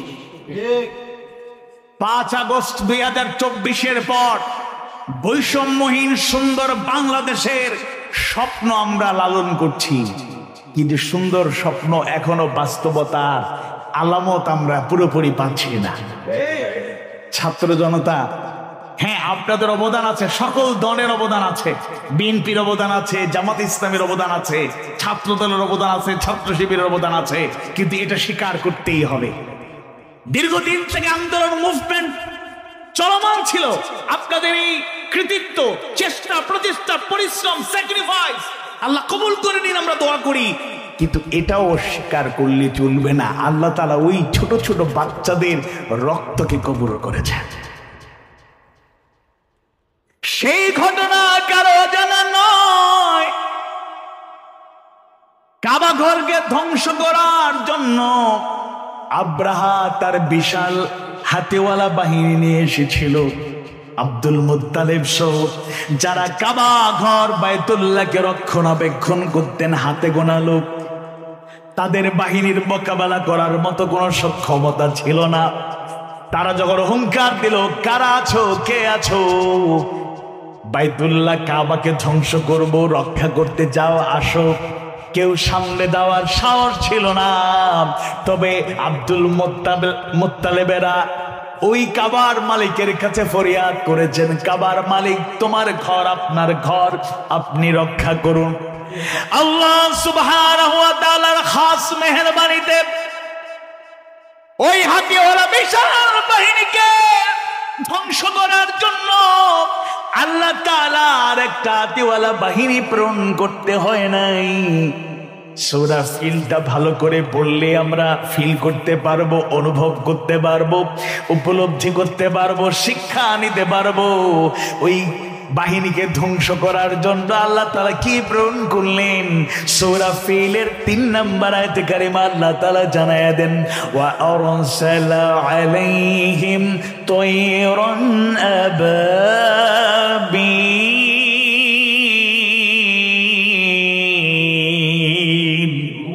তিনি ঝাঁকে ঝাঁকে পাখি প্রেরণ করলেন। ছোট ছোট পাখি বর্ডারে পাওয়া যায়, তাদের পায়ের মধ্যে ছোট ছোট পোড়া মাটি কিংবা পাথরের ছোট অংশকে বলে কঙ্কর। ছোট ছোট পাখির পায়ে কঙ্কর বা পোড়া মাটি ছিল, ওগুলা নিক্ষেপ করা শুরু করলো। বেশি সময়ে যায় নাই, আব্রাহা সহ তার বিশাল বাহিনী ধ্বংসস্তূপে পরিণত হলো। আল্লাহু আকবার। কোলের শিশুকে নিয়ে অনেক মা বাবা রাজপথে নেমে এসেছে। শিশুরা, কিশোররা, তরুণরা, ছাত্ররা, ছাত্রীরা, বয়োবৃদ্ধ লোকেরা, একটা পর্যায়ে আপামর জনসাধারণ দল মত সবকিছু ভুলে, ধর্ম বর্ণ ভুলে গিয়ে রাজপথে নেমে আসলেন। ওই কোমলমতি ছাত্র জনতার, শিক্ষার্থীদের রক্ত, 2 সহস্রাধিক জীবনের বিনিময়ে আল্লাহ তাআলা এমন একটা পরিবেশ দান করলেন, যারা বলেছিল পালাবো না। ওবায়দুল কাদের সাহেব বলতেন, প্রয়োজনে ফখরুল সাহেবের বাড়িতে গিয়ে উঠবো। ঠিকই ফখরুল সাহেবের বাড়িতে উঠেন নাই, উনিও পালিয়েছেন। যে আপা 2 দিন আগেও সাংবাদিক সম্মেলনে বলেছেন যে অমুক পালিয়েছে, তমুক পালিয়েছে, শেখের বেটি পালায় না। সবাই হঠাৎ করে খবর দেখতে শুরু করলো, হেলিকপ্টার যোগে আপা পালিয়ে যাচ্ছে। এবার নেতারা, কর্মীরা সবাই হতাশ, আপা চলে গেল, বলে গেল না। ওই দিন অনলাইনে দেখলাম জুম মিটিং এ একজন বলতেছে, ম্যাডাম আপনি কেমন আছেন? আমাকে ম্যাডাম ট্যাডাম বলবা না, আমার খালা ফুফু কিছু একটা ডাকো, আপনারা মাথায় ঠিক নাই। ইনশাআল্লাহ আল্লাহ চাইলে যেভাবে খুনের রাজত্ব তিনি কায়েম করেছিলেন, প্রত্যেকটা খুনের জুলুমের পাই পাই হিসাব এই জমিন তাদেরকে গ্রহণ করে বিদায় নিতে হবে ইনশাআল্লাহ। এত রক্ত দিয়ে, জীবন দিয়ে যে পরিবেশ আল্লাহ, সরি টু সে, অন্যভাবে নিবেন না। আপনিও ওই দলের সমর্থক হতে পারেন, কষ্ট নিবেন না। আশা করি আপনারা এটা সমর্থন করেন না। বাংলাদেশের বড় একটা মহামারী চাঁদাবাজি এখনো বন্ধ হয় নাই, দুর্নীতি এখন বন্ধ হয় নাই, কারাপশন বন্ধ হয়ে যায় নাই। আর ওইগুলার সাথে যুক্ত লোকেরা দেখবেন খোঁজ খবর নিলে এরা এডিক্টেড মাদকাসক্ত। চতুর্থ বিষয় আমি একটু ইঙ্গিত করি, সেটা হচ্ছে জোয়া। জুয়ার কত রকমের জুয়া, এগুলা বর্ণনা করে শেষ হবে না। আর মাদকের ব্যাপারে শুধু ইঙ্গিত আর একটা কথা বলে যায়, ইসলামের একটা শিক্ষা, এটা না বললেও অপরিপূর্ণ থাকবে, সেটা হচ্ছে একদিনেই মাদকটা হারাম হয়ে যায় না। ইসলাম যে কত সাইন্টিফিক, বিজ্ঞানসম্মত এবং মানবিক একটা জীবন আদর্শ, তার নমুনা হলো ইসলাম 3টা স্টেপে মাদককে নিষেধ করেছে। 1 নাম্বার, সূরা বাকারার 219 নম্বর আয়াতে আমরা পাবেন, ইয়াসআলুনাকা আনিল খামরি ওয়াল মাইসির কুল ফীহিমা ইসমুন কাবীর ওয়া মানাফিউ লিন-নাস ওয়া ইসমুহুমা আকবার মিন নাফঈহিমা। এইগুলো বর্ণনা করে এখানে যে উপকার আছে, উপকার থেকে অপকারটা বেশি, এটা বোঝানো হয়েছে। এরপরে দ্বিতীয় স্টেপে নাজিল হলো সূরা আন-নিসার 43 নম্বর আয়াত, ইয়া আইয়ুহাল্লাযীনা আমানু লা তাকরাবুস সালাতা ওয়া আনতুম সুকারা হাত্তা তা'লামু মা তাকুলুন। মানে মানুষ যখন গিয়ে দেখা গেল নামাজে ডিস্টার্ব হয়ে যাচ্ছে, এরপরে কথা ঠিকঠাক থাকতেছে না, বিভিন্ন প্রবলেম, তখন আল্লাহ তাআলা বললেন অন্তত লা তাকরাবুস সালাতা ওয়া আনতুম সুকারা, নামাজে যাইও না মদ খায়া। এরপরে এই সূরা আল মাইদা 90 নম্বর আয়াত যখন নাজিল হয়ে গেল, ইয়া আইয়ুহাল্লাযীনা আমানু ইন্নামাল খামরু ওয়াল মাইসিরু ওয়াল আনসাবু ওয়াল আজলামু রিজসুম মিন আমালিশ শাইতান ফাজতানিবুহু লাআল্লাকুম তুফলিহুন। এই আয়াত নাজিল হওয়ার পরে এরকম বর্ণনায় পাওয়া যায় যেন স্রোতের মতো, নদীর ঢেউয়ের মতো মদ সেই রাস্তাগুলো ভেসে যাচ্ছিল। আল্লাহু আকবার। তাইলে মাদক থেকে আমরা দূরে থাকবো, মাদককে না বলবো, মাদক প্রতিরোধে আমরা ভূমিকা রাখবো। আর 4 নম্বরে হলো জুয়া। এই জুয়াটা ছড়িয়ে পড়ছে কত রকমে, আমি শুধু ইঙ্গিত দিয়ে যাই। লটারি, ভাগ্য পরীক্ষার নামে জুয়া আছে। এরপরে কার্ডের মাধ্যমে বিভিন্ন জুয়ার আবিষ্কার হয়েছে। বিভিন্ন বীমা কার্যকলাপের মাধ্যমে জুয়া অতপ্রতভাবে জড়িত হয়ে গেছে। খেলাধুলার নামেও অনেক জুয়া এখন সমাজে চলমান। তার মধ্যে দুঃখজনক হলো সত্য, একটা উল্লেখযোগ্য ম্যান পাওয়ার, বাংলাদেশের জনশক্তি কর্মক্ষম, এরা দুর্বল হয়ে যাচ্ছে, কাজ ছেড়ে দিচ্ছে, মোবাইল আসক্ত। আর মোবাইল আসক্তির অন্যতম দিক হলো জুয়া আবিষ্কার হয়েছে মোবাইলে, গেম বিভিন্ন খেলা আবিষ্কার হয়েছে। আমি নাম মেনশন করতে চাই না, আপনারা মোটামুটি ওয়াকিফাল। আচ্ছা, এই যে জুয়াটা, এটা সব জায়গায় ছড়িয়ে পড়েছে। আপনার একটা ছোট্ট উদাহরণ দিয়ে দেখেন, গ্রামে গঞ্জে ছোট্ট চায়ের স্টল দেখা যায়, আইপিএল, বিপিএল, আরো কত এল যুক্ত খেলাধুলা শুরু হয়েছে, বিভিন্ন প্রিমিয়ার লিগ, ওই লোকেরা বসে আছে, বুঝেন এগুলা, ওইগুলাতে জুয়া আছে। Ball to ball, over to over, match to match, বিভিন্ন ধরনের জুয়া। যে এই বলে ছক্কা, এ বলে না ছক্কা না, 500 লাগাও। ছক্কা হইলে যে ছক্কার পক্ষে 1000 টাকা নিয়ে নিল, 500 1000, আর ছক্কা না হইলে সে নিয়ে নিল। এইগুলো ছোটখাটো বিষয় থেকে বড় বড় জোয়ার আবিষ্কার হয়েছে। I am sorry for that, অন্যভাবে নিবেন না। পরিবহনের সাথে যারা যুক্ত বিভিন্ন সেক্টরে, ডিউটিতে আসে না, আসলে না কেন, একটু ব্যস্ত ছিলাম, রাতে একটা সমস্যা ছিল, ভালো করে খবর নিবেন, সারা রাত জোয়া খেলছে। এটা কাম্য না, এটা কাম্য না। বিভিন্ন লেভেলের লোকেরা কিন্তু আমরাও যুক্ত থাকতে পারি। এখানে হয়তো এরকম কেউ নাই, কথাগুলো দূরে যারা শুনছেন, অনলাইনে যারা শুনবেন বা পরবর্তীতে যারা শুনবেন, তাদের জন্য বলছি, এই জুয়াটা মহামারী আকার ধারণ করেছে। আজকে অনেক সন্তানরা মা বাবার অবাধ্য হয়ে যাচ্ছে, জুয়ার কারণে বাবাকে খুন করছে, মায়ের উপর আঘাত করছে, চুরি ছিনতাই, এই কাজগুলো এখন অনেক ভালো পরিবারের সদস্য, সম্পদশালী পরিবারের সদস্যরা পর্যন্ত এই কাজে যুক্ত হয়ে যাচ্ছে। এটা মহা আশঙ্কার ব্যাপার, সাবধান হয়ে যেতে হবে। পঞ্চম এবং সর্বশেষ, সিরাতুন নবী সাল্লাল্লাহু আলাইহি ওয়াসাল্লাম মাহফিল যেহেতু, মনে রাখবেন আমরা কোরআন থেকে হেদায়েত নিতে চাই।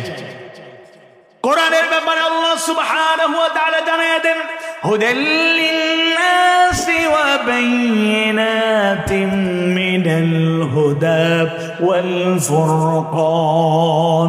কোরআন হলো হুদাল লিন-নাস, মানবতার হেদায়েতের কিতাব, সকল মানুষের হেদায়েতের কিতাব। কিন্তু হেদায়েতটা কিভাবে পাবো? আল্লাহ যা আদেশ করেছেন এটা মানতেই হবে, গ্রহণ করতেই হবে। আল্লাহ যা নিষেধ করেছেন তার থেকে দূরে থাকতেই হবে। কিন্তু কিভাবে মানবো, কিভাবে দূরে থাকবো, এটা শেখার জন্য একটা মডেল আল্লাহ তাআলা দিয়েছেন।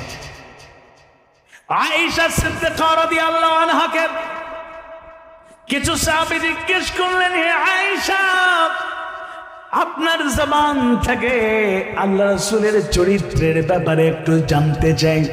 তিনি উল্টো প্রশ্ন করলেন, আপনারা কি কোরআন পড়েন না? তোমরা কি কোরআন পড়ো না? তারা বললেন, হ্যাঁ আমরা কোরআন পড়ি।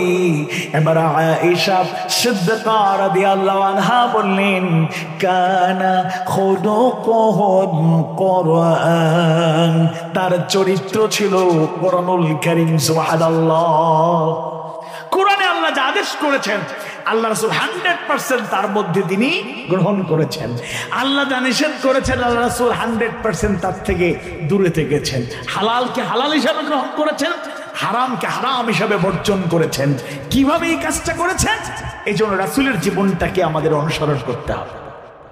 সূরা আল আহজাবের 21 নম্বর আয়াতে কারিমায়ে আল্লাহ সুবহানাহু ওয়া তাআলা জানিয়ে দেন, লাকাদ কানা লাকুম ফি রাসূলিল্লাহি উসওয়াতুন হাসানা, তোমাদের জন্য একমাত্র আল্লাহ রাসূলের জীবনেই রয়েছে সর্বোত্তম আদর্শ। সুবহানাল্লাহ। রাসূলের জীবন আদর্শটা প্রতিটা ক্ষেত্রে, ব্যক্তিগত জীবন থেকে রাষ্ট্রীয় আন্তর্জাতিক জীবন পর্যন্ত প্রতিটা ক্ষেত্রেই তিনি উদাহরণ রেখে গিয়েছেন। আল্লাহর রাসূল যেন কোনো ব্যক্তিদের মতো নয়, তিনি অতুলনীয়। আল্লাহ রাসূল ব্যক্তিগত জীবনে এমন এমন কিছু আদর্শ রেখে গিয়েছেন। আমরা এখানে যারা আছি, আমরা অনেকের সন্তান এখনো বাবা হই নাই, আবার অনেকের সন্তানও ঠিক আছে, আবার বাবাও হয়ে গিয়েছি। কেউ আছে এখানে দাদা নানা, কেউ আছে এখানে শ্বশুর, কেউ আছে আমার মেয়ের জামাই। বিভিন্ন বৈশিষ্ট্যে আমরা সৌন্দর্য মণ্ডিত জীবন যাপন করছি। আল্লাহ রাসূলের পার্সোনাল লাইফ যদি আমরা একটু অনুসরণ করি, আমাদের ব্যক্তি জীবনটা আলোকিত হবে। রাষ্ট্রে আমরা ইসলাম কায়েম করতে চাই, আন্তর্জাতিকভাবে গোটা দুনিয়ায় আমরা ইসলাম কায়েম করতে চাই। গোটা দুনিয়ায় ইসলাম কায়েম হয়ে গেল, আর আমি যদি জাহান্নামী হয়ে যাই, সফলতা না ব্যর্থতা? কথা বলে না, সফলতা না ব্যর্থতা? আওয়াজ বাড়ি বলুন, সফলতা না ব্যর্থতা? আচ্ছা, আমরা ওই চেষ্টা করব, সমাজ, রাষ্ট্র, আন্তর্জাতিক পরিমণ্ডল, দুনিয়াকে বদলানোর চেষ্টা করব, কিন্তু নিজের দিকে খেয়াল করাটা বেশি জরুরি। বাংলাদেশে ইসলামী হুকুমত কায়েম হয়ে গেল, ইনসাফ আদল জাস্টিস কায়েম হয়ে গেল, আর আমি শেষমেশ জাহান্নামে, তাই না? তো সফলতা নেই। এই জন্য ব্যক্তিগত জীবনে আল্লাহ রাসূলের আদর্শকে মানতে হবে। রাসূল একজন সন্তান ছিলেন, জন্মের আগে বাবা হারালেন, ছোট্টবেলাতেই জনম দুঃখিনী মা হারালেন। আল্লাহ তাআলা পিতা মাতার জন্য এত নির্দেশ দিলেন, বাস্তবে আমল করার জন্য বাবা আগে চলে গেলেন, মাকেও বেশি দিন পান নাই, ছোট্টবেলাতে মা হারালেন। তাহলে ওই আয়াতগুলোর আমল আল্লাহ রাসূল কেমন করে করলেন? সূরা বনী ইসরাঈলের 23 নম্বর আয়াতে কারিমার শুরুতে আল্লাহ তাআলা দুইটা ফয়সালা জানিয়ে দেন, ওয়াকাদা রাব্বুকা আল্লা তা'বুদু ইল্লা ইয়্যাহু ওয়া বিল ওয়ালিদাইনি ইহসানা। দুইটা নির্দেশ, আল্লাহ ছাড়া কারো গোলামি করতে পারবে না, আর তোমরা পিতা মাতার সাথে সদাচরণ করো। তো আল্লাহ রাসূল জন্মের আগে বাবা হারালেন, ছোট্টবেলাতেই মা হারালেন, আর আমি একটু আগেই বললাম আল্লাহ রাসূল এমন কোন নির্দেশ নাই যে আমল করেন নাই। বাবা মার সাথে কেমন করে আচরণ করতে হবে, যেমন একটা উপমা আপনাদেরকে বলি, তার দুধ মা হালিমা আস-সাদিয়া, তার সাথে আল্লাহ রাসূল এত সুন্দর আচরণ করেছেন, ওই আমলটা তিনি করে গিয়েছেন। আবু সুফিয়ান রাদিয়াল্লাহু আনহু থেকে বর্ণনায় পাওয়া যায়, একদিন আল্লাহ রাসূল গোশত বন্টন করছেন, হঠাৎ করে দেখি এক বৃদ্ধা মহিলা তার দিকে এগিয়ে আসতেছে। তিনি গোশত বন্টন বন্ধ করে দিয়ে ওই মহিলার সামনে গিয়ে আদবের সাথে দাঁড়ালেন, তার শরীরে থাকা চাদরটা মাটিতে বিছিয়ে দিলেন। ওই ভদ্র বৃদ্ধা মহিলা বসলেন, আল্লাহ রাসূল আদবের সাথে, বিনয়ের সাথে তার সাথে কিছু কথাবার্তা বললেন। উনি যখন চলে গেলেন, আল্লাহ রাসূল চাদরখানা আবার গায়ে দিয়ে চলে আসলেন। সাহাবীরা অবাক, ইয়া রাসূলুল্লাহ, ইয়া হাবিবাল্লাহ, এত সম্মানিতা ভদ্র বৃদ্ধা মহিলা কে, যার জন্য আপনি এত আদর এত সম্মান দেখালেন তাকে? আপনার চাদরে বসার ক্ষমতা আমাদের নাই, দুঃসাহস আমরা দেখাই না, উনি আপনার চাদরে বসলেন, তিনি কে ইয়া রাসূলুল্লাহ? আল্লাহ রাসূল বললেন তিনি আর কেউ নন, তিনি আমার দুধমা হালিমা সাদিয়া। সুবহানাল্লাহ। রাসূলের সেই সৌন্দর্য সন্তান হিসাবে কিভাবে এত মহান ব্যক্তিত্ব, দুনিয়া আখিরাতের সর্দার, নবীদের সর্দার, জান্নাতে সবচেয়ে মর্যাদার অধিকারী যিনি, দুনিয়া আখিরাতে উভয় জগতে সর্বশ্রেষ্ঠ সৃষ্টি আল্লাহ তাআলা, এত মর্যাদা তার, সাইয়্যিদুল মুরসালিন, সাইয়্যিদুল আম্বিয়া, এত মহান ব্যক্তিত্ব হওয়ার পরেও দুধবার প্রতি এত বিনয়, সন্তান হিসাবে আমাদেরকে শিক্ষা দেয় খবরদার বাবা মার সাথে বেয়াদবি করবা না। এরপরে আল্লাহ বলেছেন ফালা তাকুল্লাহুমা উফ, মা বাবা আমার আচরণে কথায় উফ শব্দ ব্যবহার করবে এরকম আচরণ করা যাবে না, তাদের সাথে সুন্দর আচরণ করাই হচ্ছে আমাদের দায়িত্ব। আবার আল্লাহ রাসূল সাল্লাল্লাহু আলাইহি ওয়াসাল্লাম একজন বাবা সন্তানদের সাথে কেমন আচরণ করলেন, আজকের জামানার মুমিন মুমিনা বাবা মায়ের জন্য সেগুলো শিক্ষা। নতুন বছর শুরু হলেই ভর্তির প্রতিযোগিতা শুরু হয়, এসএসসি দাখিল সমমানের পরীক্ষা শেষ হলো, ভর্তি আমরা বিভিন্ন জায়গায় সন্তানদের করছি, সামনে এইচএসসির রেজাল্ট হবে, আলেমের রেজাল্ট হবে, ইউনিভার্সিটিতে ভর্তি করাতে চাই, মেডিকেলে ভর্তি করাতে চাই, বুয়েটে চুয়েটে ভর্তি করাতে চাই, সন্তানগুলোকে ডাক্তার বানাতে চাই, সন্তানগুলোকে ইঞ্জিনিয়ার বানাতে চাই, সন্তানগুলোকে জাস্টিস বানাতে চাই, শিক্ষা দীক্ষায় উচ্চ শিখরে তারা আরোহণ করুক, এটা আমরা চাই, তাদের সফলতা চাই, এটা অন্যায় নয়। কিন্তু শুধু ডাক্তার বানানোই চেষ্টা করলে চলবে না, মানবিক ডাক্তার, মানবতার সেবায় নিয়োজিত ডাক্তার বানাতে হবে। ইঞ্জিনিয়ার সব দুর্নীতি মুক্ত ইঞ্জিনিয়ার বানাতে হবে। শিক্ষা দীক্ষায় যে জায়গাতে থাকুক না কেন আমার সন্তান যেন চক্ষু শীতল সন্তান হয়, আদর্শ সন্তান হয়, আদর্শ মানুষ হয়, মুমিন মুমিনা হয়, ওইটাকে অগ্রাধিকার দিতে হবে। আল্লাহ রাসূল বলে গিয়েছেন এবং বাস্তবে সেটা দেখিয়ে গিয়েছেন, আকরিমু আওলাদাকুম ওয়া আহসিনু আদাবাহুম, তোমরা তোমাদের সন্তানদেরকে বেশি বেশি সম্মান করো, মানে বেশি বেশি মহব্বত করো, ওয়া আহসিনু আদাবাহুম, আর উত্তম তালিম তারবিয়াত তাদেরকে দাও। আল্লাহর রাসূল তার সন্তানদেরকে কেমন করে গড়ে তুললেন তার বাস্তব নমুনা হযরত ফাতিমা রাদিয়াল্লাহু আনহা। বিদায়ের লগ্নে ফাতিমা রাদিয়াল্লাহু আনহাকে আল্লাহ রাসূল সুসংবাদ দিয়ে গেলেন, ফাতিমারে আর কাঁদিস না মা, তোর কান্না আমার পছন্দ হয় না, কষ্ট লাগে, আমি যাওয়ার পরে আমার স্বজনদের মাঝে কাছের মানুষদের মধ্যে যার সাথে আমার আগে দেখা হবে তুমি ফাতিমা। আর শুনে রাখো মা, তুমি শুধু জান্নাতের স্বাভাবিক জান্নাতে থাকবে না, তুমি হয়ে যাবে খাতুনে জান্নাত, জান্নাতে মহিলা মুমিনাদের সরদারনি। সুবহানাল্লাহ। তিনি শুধু রাসূলের মেয়ে হিসাবে সম্মান পাবেন ব্যাপারটা এরকম নয়। আল্লাহ রাসূল তার মেয়েকে ওইরকম সোহবত দিয়েছেন, ওইরকম গাইডলাইন দিয়েছেন, ওইরকম গড়ে তুলেছেন। আমরা যেন আমাদের সন্তানগুলোকে ওইরকম গড়ে তুলতে পারি। হ্যাঁ, ডাক্তার হয়েও মানুষের মতো মানুষ হওয়া যায়, ইঞ্জিনিয়ার হয়েও সৎ দক্ষ যোগ্য হওয়া যায়, জাস্টিস হয়েও ইনসাফ আদল প্রতিষ্ঠা করা যায়। নীতি নৈতিকতার শিক্ষা যদি না দেওয়া যায় তাহলে কখনোই সন্তানকে চক্ষু শীতল সন্তান বানানো যাবে না।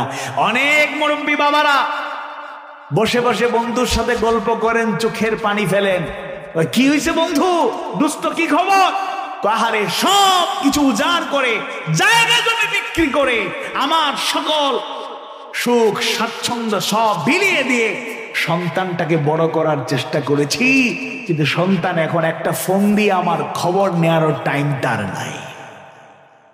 এজন্য আদর্শ সন্তান কিভাবে বানাতে হয় আল্লাহ রাসূল শিখিয়ে দিয়েছেন।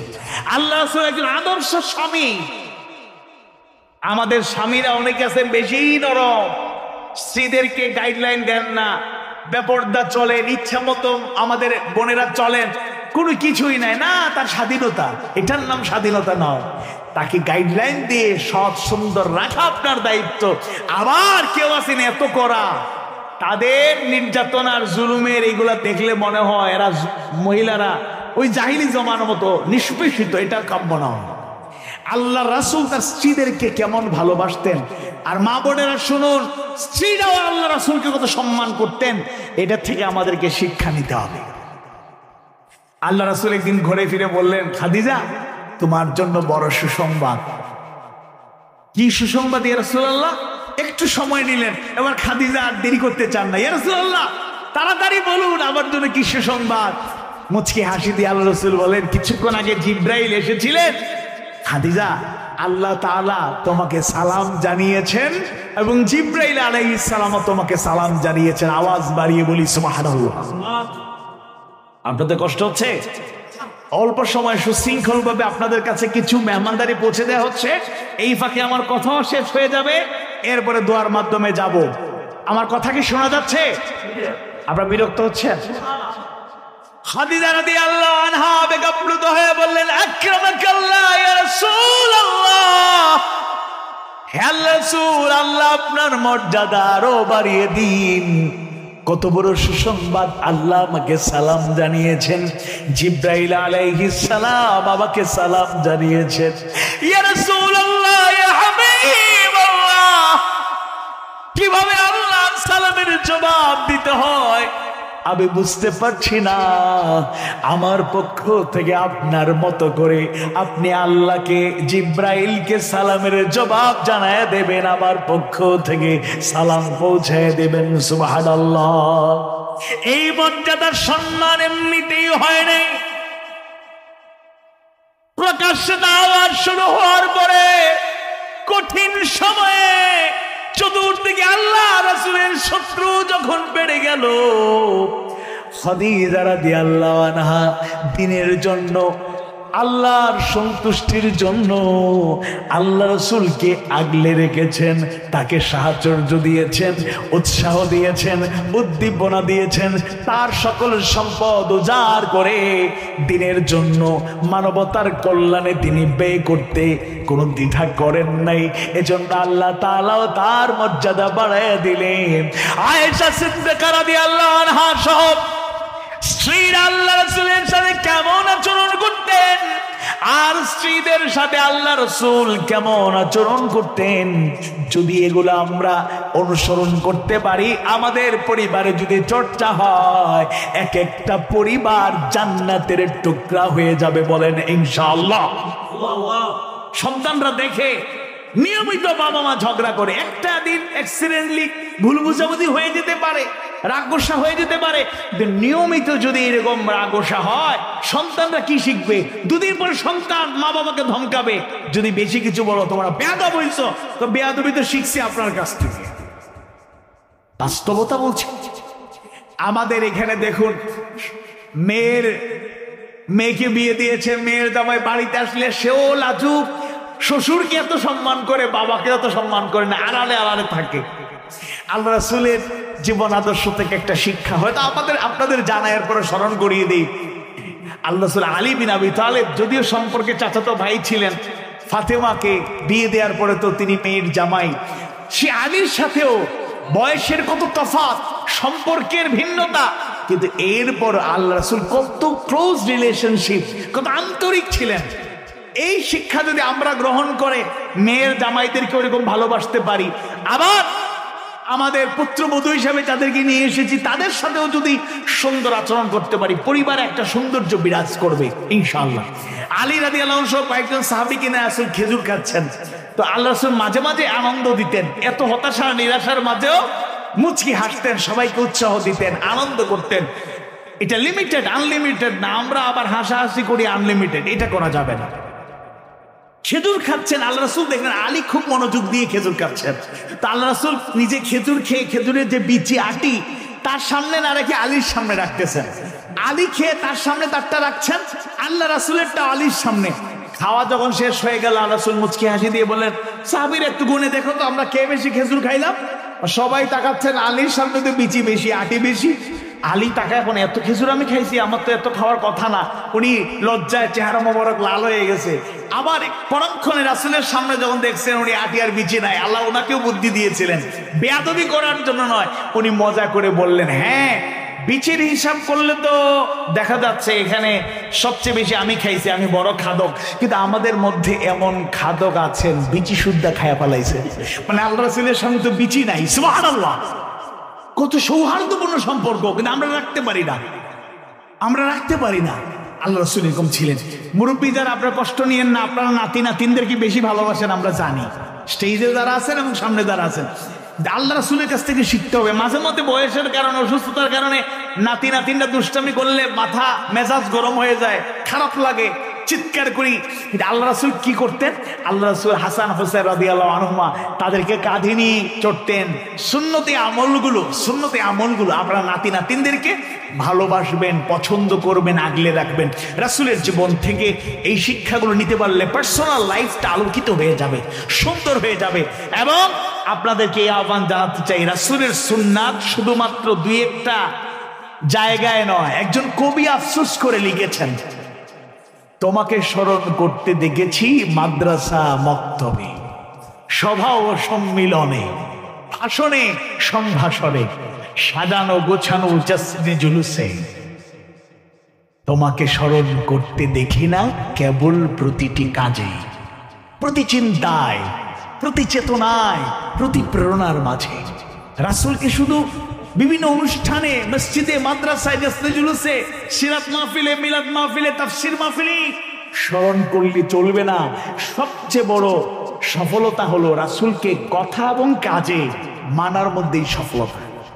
আনাস রাদিয়াল্লাহু আনহু قال قال رسول الله صلى الله عليه وسلم لا يؤمن أحدكم حتى أكون أحب إليه من والده وولده والناس أجمعين।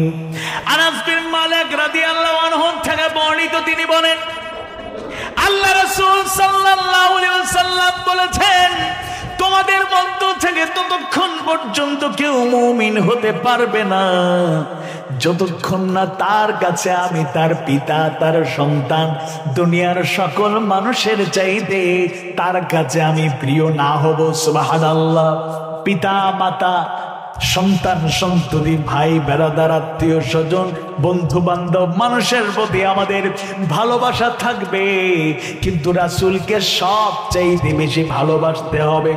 সূরা তাওবার 24 নম্বর আয়াতটা পড়লে আপনারা জানতে পারবেন, দুনিয়ার সকল হালাল ভালোবাসা সবকিছু রক্ষা করে চলবেন, তিনটা ভালোবাসাকে সবচেয়ে বেশি অগ্রাধিকার দিতে হবে, নতুবা আল্লাহ ভয়াল আযাবের হুঙ্কার দিয়েছেন, ভয় দেখিয়েছেন।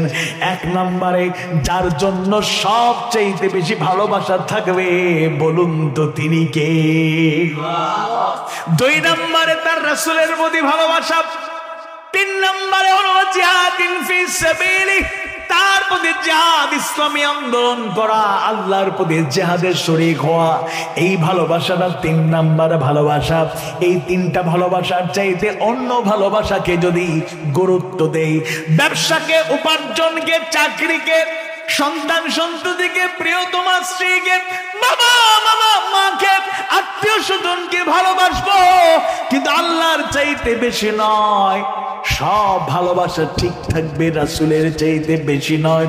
সব ভালোবাসা ঠিক থাকবে আল্লাহর পথে জিহাদের চাইতেও বড় আর কিছু নয়। আল্লাহর পথে জিহাদকে অগ্রাধিকার দিতে হবে। যারা হজ করতে যান, হজ করতে গিয়েছেন, যারা উমরা করতে গিয়েছেন, উমরা করতে যান, উমরার অংশ না হলেও মদিনাতুল মুনাওয়ারায় সফর করি আমরা। রাসূলের রওজা মোবারকে, রাউদাতুম মির রিয়াদিল জান্নাহ, মিম্বর থেকে আল্লাহ রাসূল ঘর যেখানে শুয়ে আছেন ওই জায়গাটা রিয়াদুল জান্নাহ। অ্যাপ্লিকেশন করে অনলাইনে অনুমতি নিয়ে 2 রাকাত নামাজের সুযোগ যদি পাই, চোখের পানি ছেড়ে দেয়া মনের কথাগুলো আল্লাহর কাছে আমরা বলে স্বাচ্ছন্দ্য বোধ করি। সালাত আদায় করে ফরজ সালাতের পরে, প্রত্যেক ওয়াক্তের পরে প্রায় সুযোগ পাওয়া যায় মসজিদে নববীতে নামাজ পড়ি, রাসূলের রওজায় সালাম দেওয়ার সুযোগ যখন হয় আমরা আবেগাপ্লুত হয়ে যাই। এটাও একটা ভালোবাসা। আবার কোনো ট্রাভেল এজেন্সির মাধ্যমে যদি যাই, তারা জিয়ারা করায় মক্কায় একদিন, মদিনায় একদিন। উহুদের ময়দানে গিয়ে যখন আমরা দাঁড়াই, 70 জন শহীদ একটা জায়গার ভেতরেই তাদেরকে ওই জায়গায় দাফন করা হয়েছে। হামজা রাদিয়াল্লাহু আনহু থেকে শুরু করে উহুদের 70 জন সাহাবীকে ওই জায়গায় কবর দেওয়া হয়েছে। উহুদের যুদ্ধ জীবনের গুরুত্বপূর্ণ, অনেক গুরুত্বপূর্ণ একটা শিক্ষণীয় একটা ঘটনা, অনেক প্রেরণাদায়ক ঘটনা। যে যুদ্ধে আল্লাহর রাসূল নিজেই আহত হয়েছেন, দান্দার মোবারক শহীদ হয়েছে, মাথা ফেটে গর্তে পড়ে গিয়েছে। সেই যুদ্ধ যখন থেমে গেল, এবার আল্লাহর রাসূল সহ সাহাবীরা এবার কারা কারা শহীদ হলেন তাদেরকে গুনে গুনে দেখতে শুরু করলেন। তাদের দাফনের ব্যবস্থা শুরু হবে। একজন একজন করে রক্তাক্ত দেহগুলো আল্লাহ রাসূল আর সাহাবীরা দেখছেন, আর চোখের পানি ঝরছে, আবেগ আপ্লুত তারা হচ্ছে।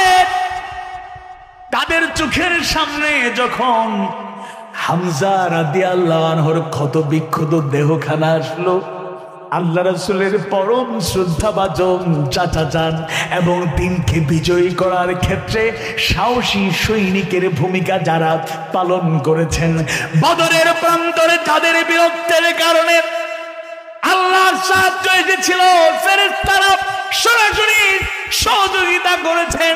এই কথা যেভাবে মহাসত্য, একইভাবে সাহাবায়ে কেরামদের মধ্যে যারা বীরত্ব দেখিয়েছিলেন, তন্মধ্যে অন্যতম হযরত হামজা রাদিয়াল্লাহু আনহু উহুদের ময়দানে তাকে দুনিয়ার থেকে বিদায় করার জন্য হিন্দা, যিনি পরবর্তীতে ইসলাম গ্রহণ করলেন, ওয়াহশীকে রণকৌশলী যোদ্ধা ওয়াহশী, তিনিও ইসলাম গ্রহণ করেছিলেন। সেই ওয়াহশীকে দায়িত্ব দেওয়া হলো, তোমার অনলি ওয়ান টার্গেট, হামজাকে দুনিয়ার থেকে বিদায় করবা, কারণ তোমার বীরত্বের কারণে বদরের প্রান্তরে স্বজন হারিয়েছি। হামজাকে দুনিয়ার থেকে বিদায় করবা, শুধু তাই নয়, তার কলিজাটা ছিঁড়ে নিয়ে আসবা, চিবিয়ে খাবো। ওয়াহশী তার সেই কথা মতো তার দেহটাকে ক্ষত বিক্ষত করেছে। নাক কেটে ফেলা হলো, কান কেটে ফেলা হলো, চোখ উপড়ে ফেলা হলো, অঙ্গ প্রত্যঙ্গ কেটে মালা তৈরি করে উল্লাস করা হলো, কলিজা চিরে নেওয়া হলো। যদিও চিবিয়ে খেতে পারে নাই, হজম করতে পারে নাই, ফেলে দিয়েছে। এরকম একটা কঠিন সময় উহুদের ময়দানে চোখে দেখতে হয়েছে। তারা হাসি মুখে জীবন দিতে প্রস্তুত ছিলেন। আল্লাহ তার রাসূলের ভালোবাসা আর আল্লাহর প্রতি জিহাদের প্রতি ভালোবাসার কমতি ছিল না। সে উহুদের ময়দানে সন্তানরাও শহীদ। আবার পঙ্গু একজন সাহাবী, ঘটনা লম্বা করছে না, শেষ করে নেব। আমর বিন জুমহ রাদিয়াল্লাহু আনহু, যিনি পঙ্গু, যুদ্ধে যাওয়া তার জন্য অনুমতি, মানে তার জন্য যাওয়াই লাগবে না, তাকে রুখসত দেওয়া হয়েছে, ছুটি দেওয়া হয়েছে। এরপরও তিনি যেতে চান। সন্তানরা রেডি হয়ে রওনা হবে, বাবা দোয়া করবেন, যুদ্ধে যাচ্ছে করে আমিও যাব। সন্তানদের সাথে আবেগাপ্লুত হয়ে তিনি বিতর্ক করলেন, সন্তানরা তারে পাত্তা দিল না। আল্লাহর আইন রাসূল জানিয়ে দিয়েছেন, আপনি যাওয়া লাগবে না, আমরা যাচ্ছি, শহীদ যেন হতে পারি, দোয়া করবেন। তিনি আল্লাহ রাসূলের দরবারে গিয়ে আবেগাপ্লুত বললেন, ইয়া রাসূলুল্লাহ, আমার সন্তানরা যেতে চায় না। আল্লাহ রাসূল মুচকি হাসি বললেন, তারা তো ঠিকই বলেছে, তুমি তো অসুস্থ, তুমি খুঁড়িয়ে খুঁড়িয়ে হাঁটতে পারো না ঠিক মতো, একটা পা খোড়া, তুমি কেমনে যুদ্ধ করবা? তখন আমর বিন জুমহ রাদিয়াল্লাহু আনহু আবেগাপ্লুত হয়ে বলেছেন, ইয়া রাসূলুল্লাহ, আমি আল্লাহর পথে জিহাদের শরীক হয়ে উহুদের ময়দানে শহীদ হতে চাই, আর আল্লাহর জান্নাতে খুঁড়িয়ে খুঁড়িয়ে আমি দৌড়াতে চাই। আল্লাহু আকবার। সব লাশ যখন একত্রিত করা হচ্ছে, আমর বিন জুমহুর দেহটা, রক্ত ক্ষত বিক্ষত দেহটা উটের উপর তোলা হলো। যখনই তোলা হয়, উটটা বসে যায়, দাঁড়ায় না, চলতে চায় না। তার স্ত্রী এসেছেন তার লাশ দিয়ে যাওয়ার জন্য। আল্লাহ রাসূল বললেন, দাঁড়াও। আমরের স্ত্রী বলো, আমর বিন জুমহুর স্ত্রী বলো, আসার সময় কি আমর বিন জুমহ কিছু বলেছে? তখন তিনি বললেন, আমি একটু ভালোবাসা থেকে বলছিলাম এই বুড়ো বয়সে আপনার যাওয়ার দরকার কি, আপনার জন্য তো যাওয়ার প্রয়োজন নাই, আপনি অসুস্থ, আপনার ছুটি আছে, আপনি এত আবেগাপ্লুত, এত বেশি যেতে চান, একটু ভালোবাসা প্রকাশ করছিলাম। উনি সাথে সাথে আল্লাহর কাছে চোখের পানি ফেলে আবেগাপ্লুত হয়ে দোয়া করেছেন, আল্লাহ উহুদের ময়দান থেকে তুমি আমাকে বাড়ি ফিরিয়ে নিয়ে আইসো না। আল্লাহ আল্লাহ তাআলা শুধু শহীদ করেন নাই, উহুদের ময়দানে তার দাফন সম্পন্ন হলো। আল্লাহু আকবার। আমি আপনাদের কাছে আহ্বান জানাতে চাই, রাসূলের জীবনের প্রত্যেকটা সুন্নাহ যেন আমরা ফলো করি, কোনটাকেই যেন হেয় করি না করি, অ্যাভয়েড না করি, অবহেলা না করি। ব্যক্তিগত জীবনের ছোট ছোট সুন্নাত থেকে শুরু করে রাষ্ট্র পরিচালনার সুন্নাত, তিনি যুদ্ধের ময়দানে সেনাপতির অগ্রসৈনিকের ভূমিকা পালন করেছেন, এটাও সুন্নাত। প্রতিটি ক্ষেত্রেই যেন রাসূলকে আমরা মানতে পারি, এই অনুরোধ আমি করছি। 5টি বিষয় আপনাদেরকে বললাম। 1, আমাদের এই বাংলাদেশ পরিবহন শ্রমিক ফেডারেশন কর্তৃক আয়োজিত এই মাহফিলে আমাদের সাথে যুক্ত যত ড্রাইভার, সুপারভাইজার, হেল্পার, মালিক, শ্রমিক যারাই পৃথিবী থেকে বিদায় নিয়েছেন, তাদের জন্য আমরা দোয়া করব, তাদের জীবন থেকে শিক্ষা নেব। কখন কার ডাক আসবে আমরা জানি না, আমরা যেন প্রস্তুতি নিতে পারি। দ্বিতীয়ত আলোচনা করেছি শহীদ মরহুম মগফুর আল্লামা দেলোয়ার হোসেন সাইজি, একজন প্রেরণার অধিকারী, প্রেরণার নাম, তিনি আমাদের প্রাণের স্পন্দন। তিনি চলে গিয়েছেন, আমরা তার জন্য দোয়া করব। আর তার সুন্দর জীবনের আদর্শগুলো যেভাবে তিনি সুম্মাস্তাকামু রব্বুনা আল্লাহ বলার পরে যেভাবে সুম্মাস্তাকামু অটল অবিচল ছিলেন, আমরা যেন তার থেকে শিক্ষা নিতে পারি। 3 নম্বরে সবচেয়ে ভয়াবহ সমাজ বিধ্বংসী তরুণ প্রজন্মকে আমাদেরকে শেষ করে দিচ্ছে মাদকের মরণ ছবল, তার থেকে যেন আমরা হেফাজতে থাকতে পারি। 4 নম্বরে জুয়ার মহামারী আমাদের সমাজের সৌন্দর্য বিনষ্ট করছে, পরিবারে দ্বন্দ্ব, মারামারি, সংসারের বিচ্ছেদ হয়ে যাচ্ছে। স্ত্রী যদি একটু স্বামীকে বুঝায় বলে, স্ত্রীকে তালাক দিয়ে দিচ্ছে। সন্তানরা টাকার জন্য মা বাবার সাথে বেয়াদবি করছে, এমনকি টাকা না পেয়ে চুরি, ছিনতাই, রাহাজানি, যত অপকর্ম আছে এগুলাতে যুক্ত হয়ে যাচ্ছে। জুয়া থেকে যেন আমরা, কবিরা গুনাহ থেকে যেন বাঁচতে পারি। আর 5 নম্বরে রাসূলের জীবন থেকে কিছু আলোচনা করলাম, তার ব্যক্তিগত জীবন থেকে শুরু করে জীবনের প্রতিটা ক্ষেত্রে আমরা যেন রাসূল সাল্লাল্লাহু আলাইহি সাল্লামকে উসওয়ায়ে হাসানা হিসেবে অনুকরণ করতে পারি। আল্লাহ তাআলা সেই তৌফিক দিন। কথাবার্তায় ভুল ত্রুটি হলে আল্লাহ তাআলা ক্ষমা করুন। শিক্ষণীয় যে কথাগুলো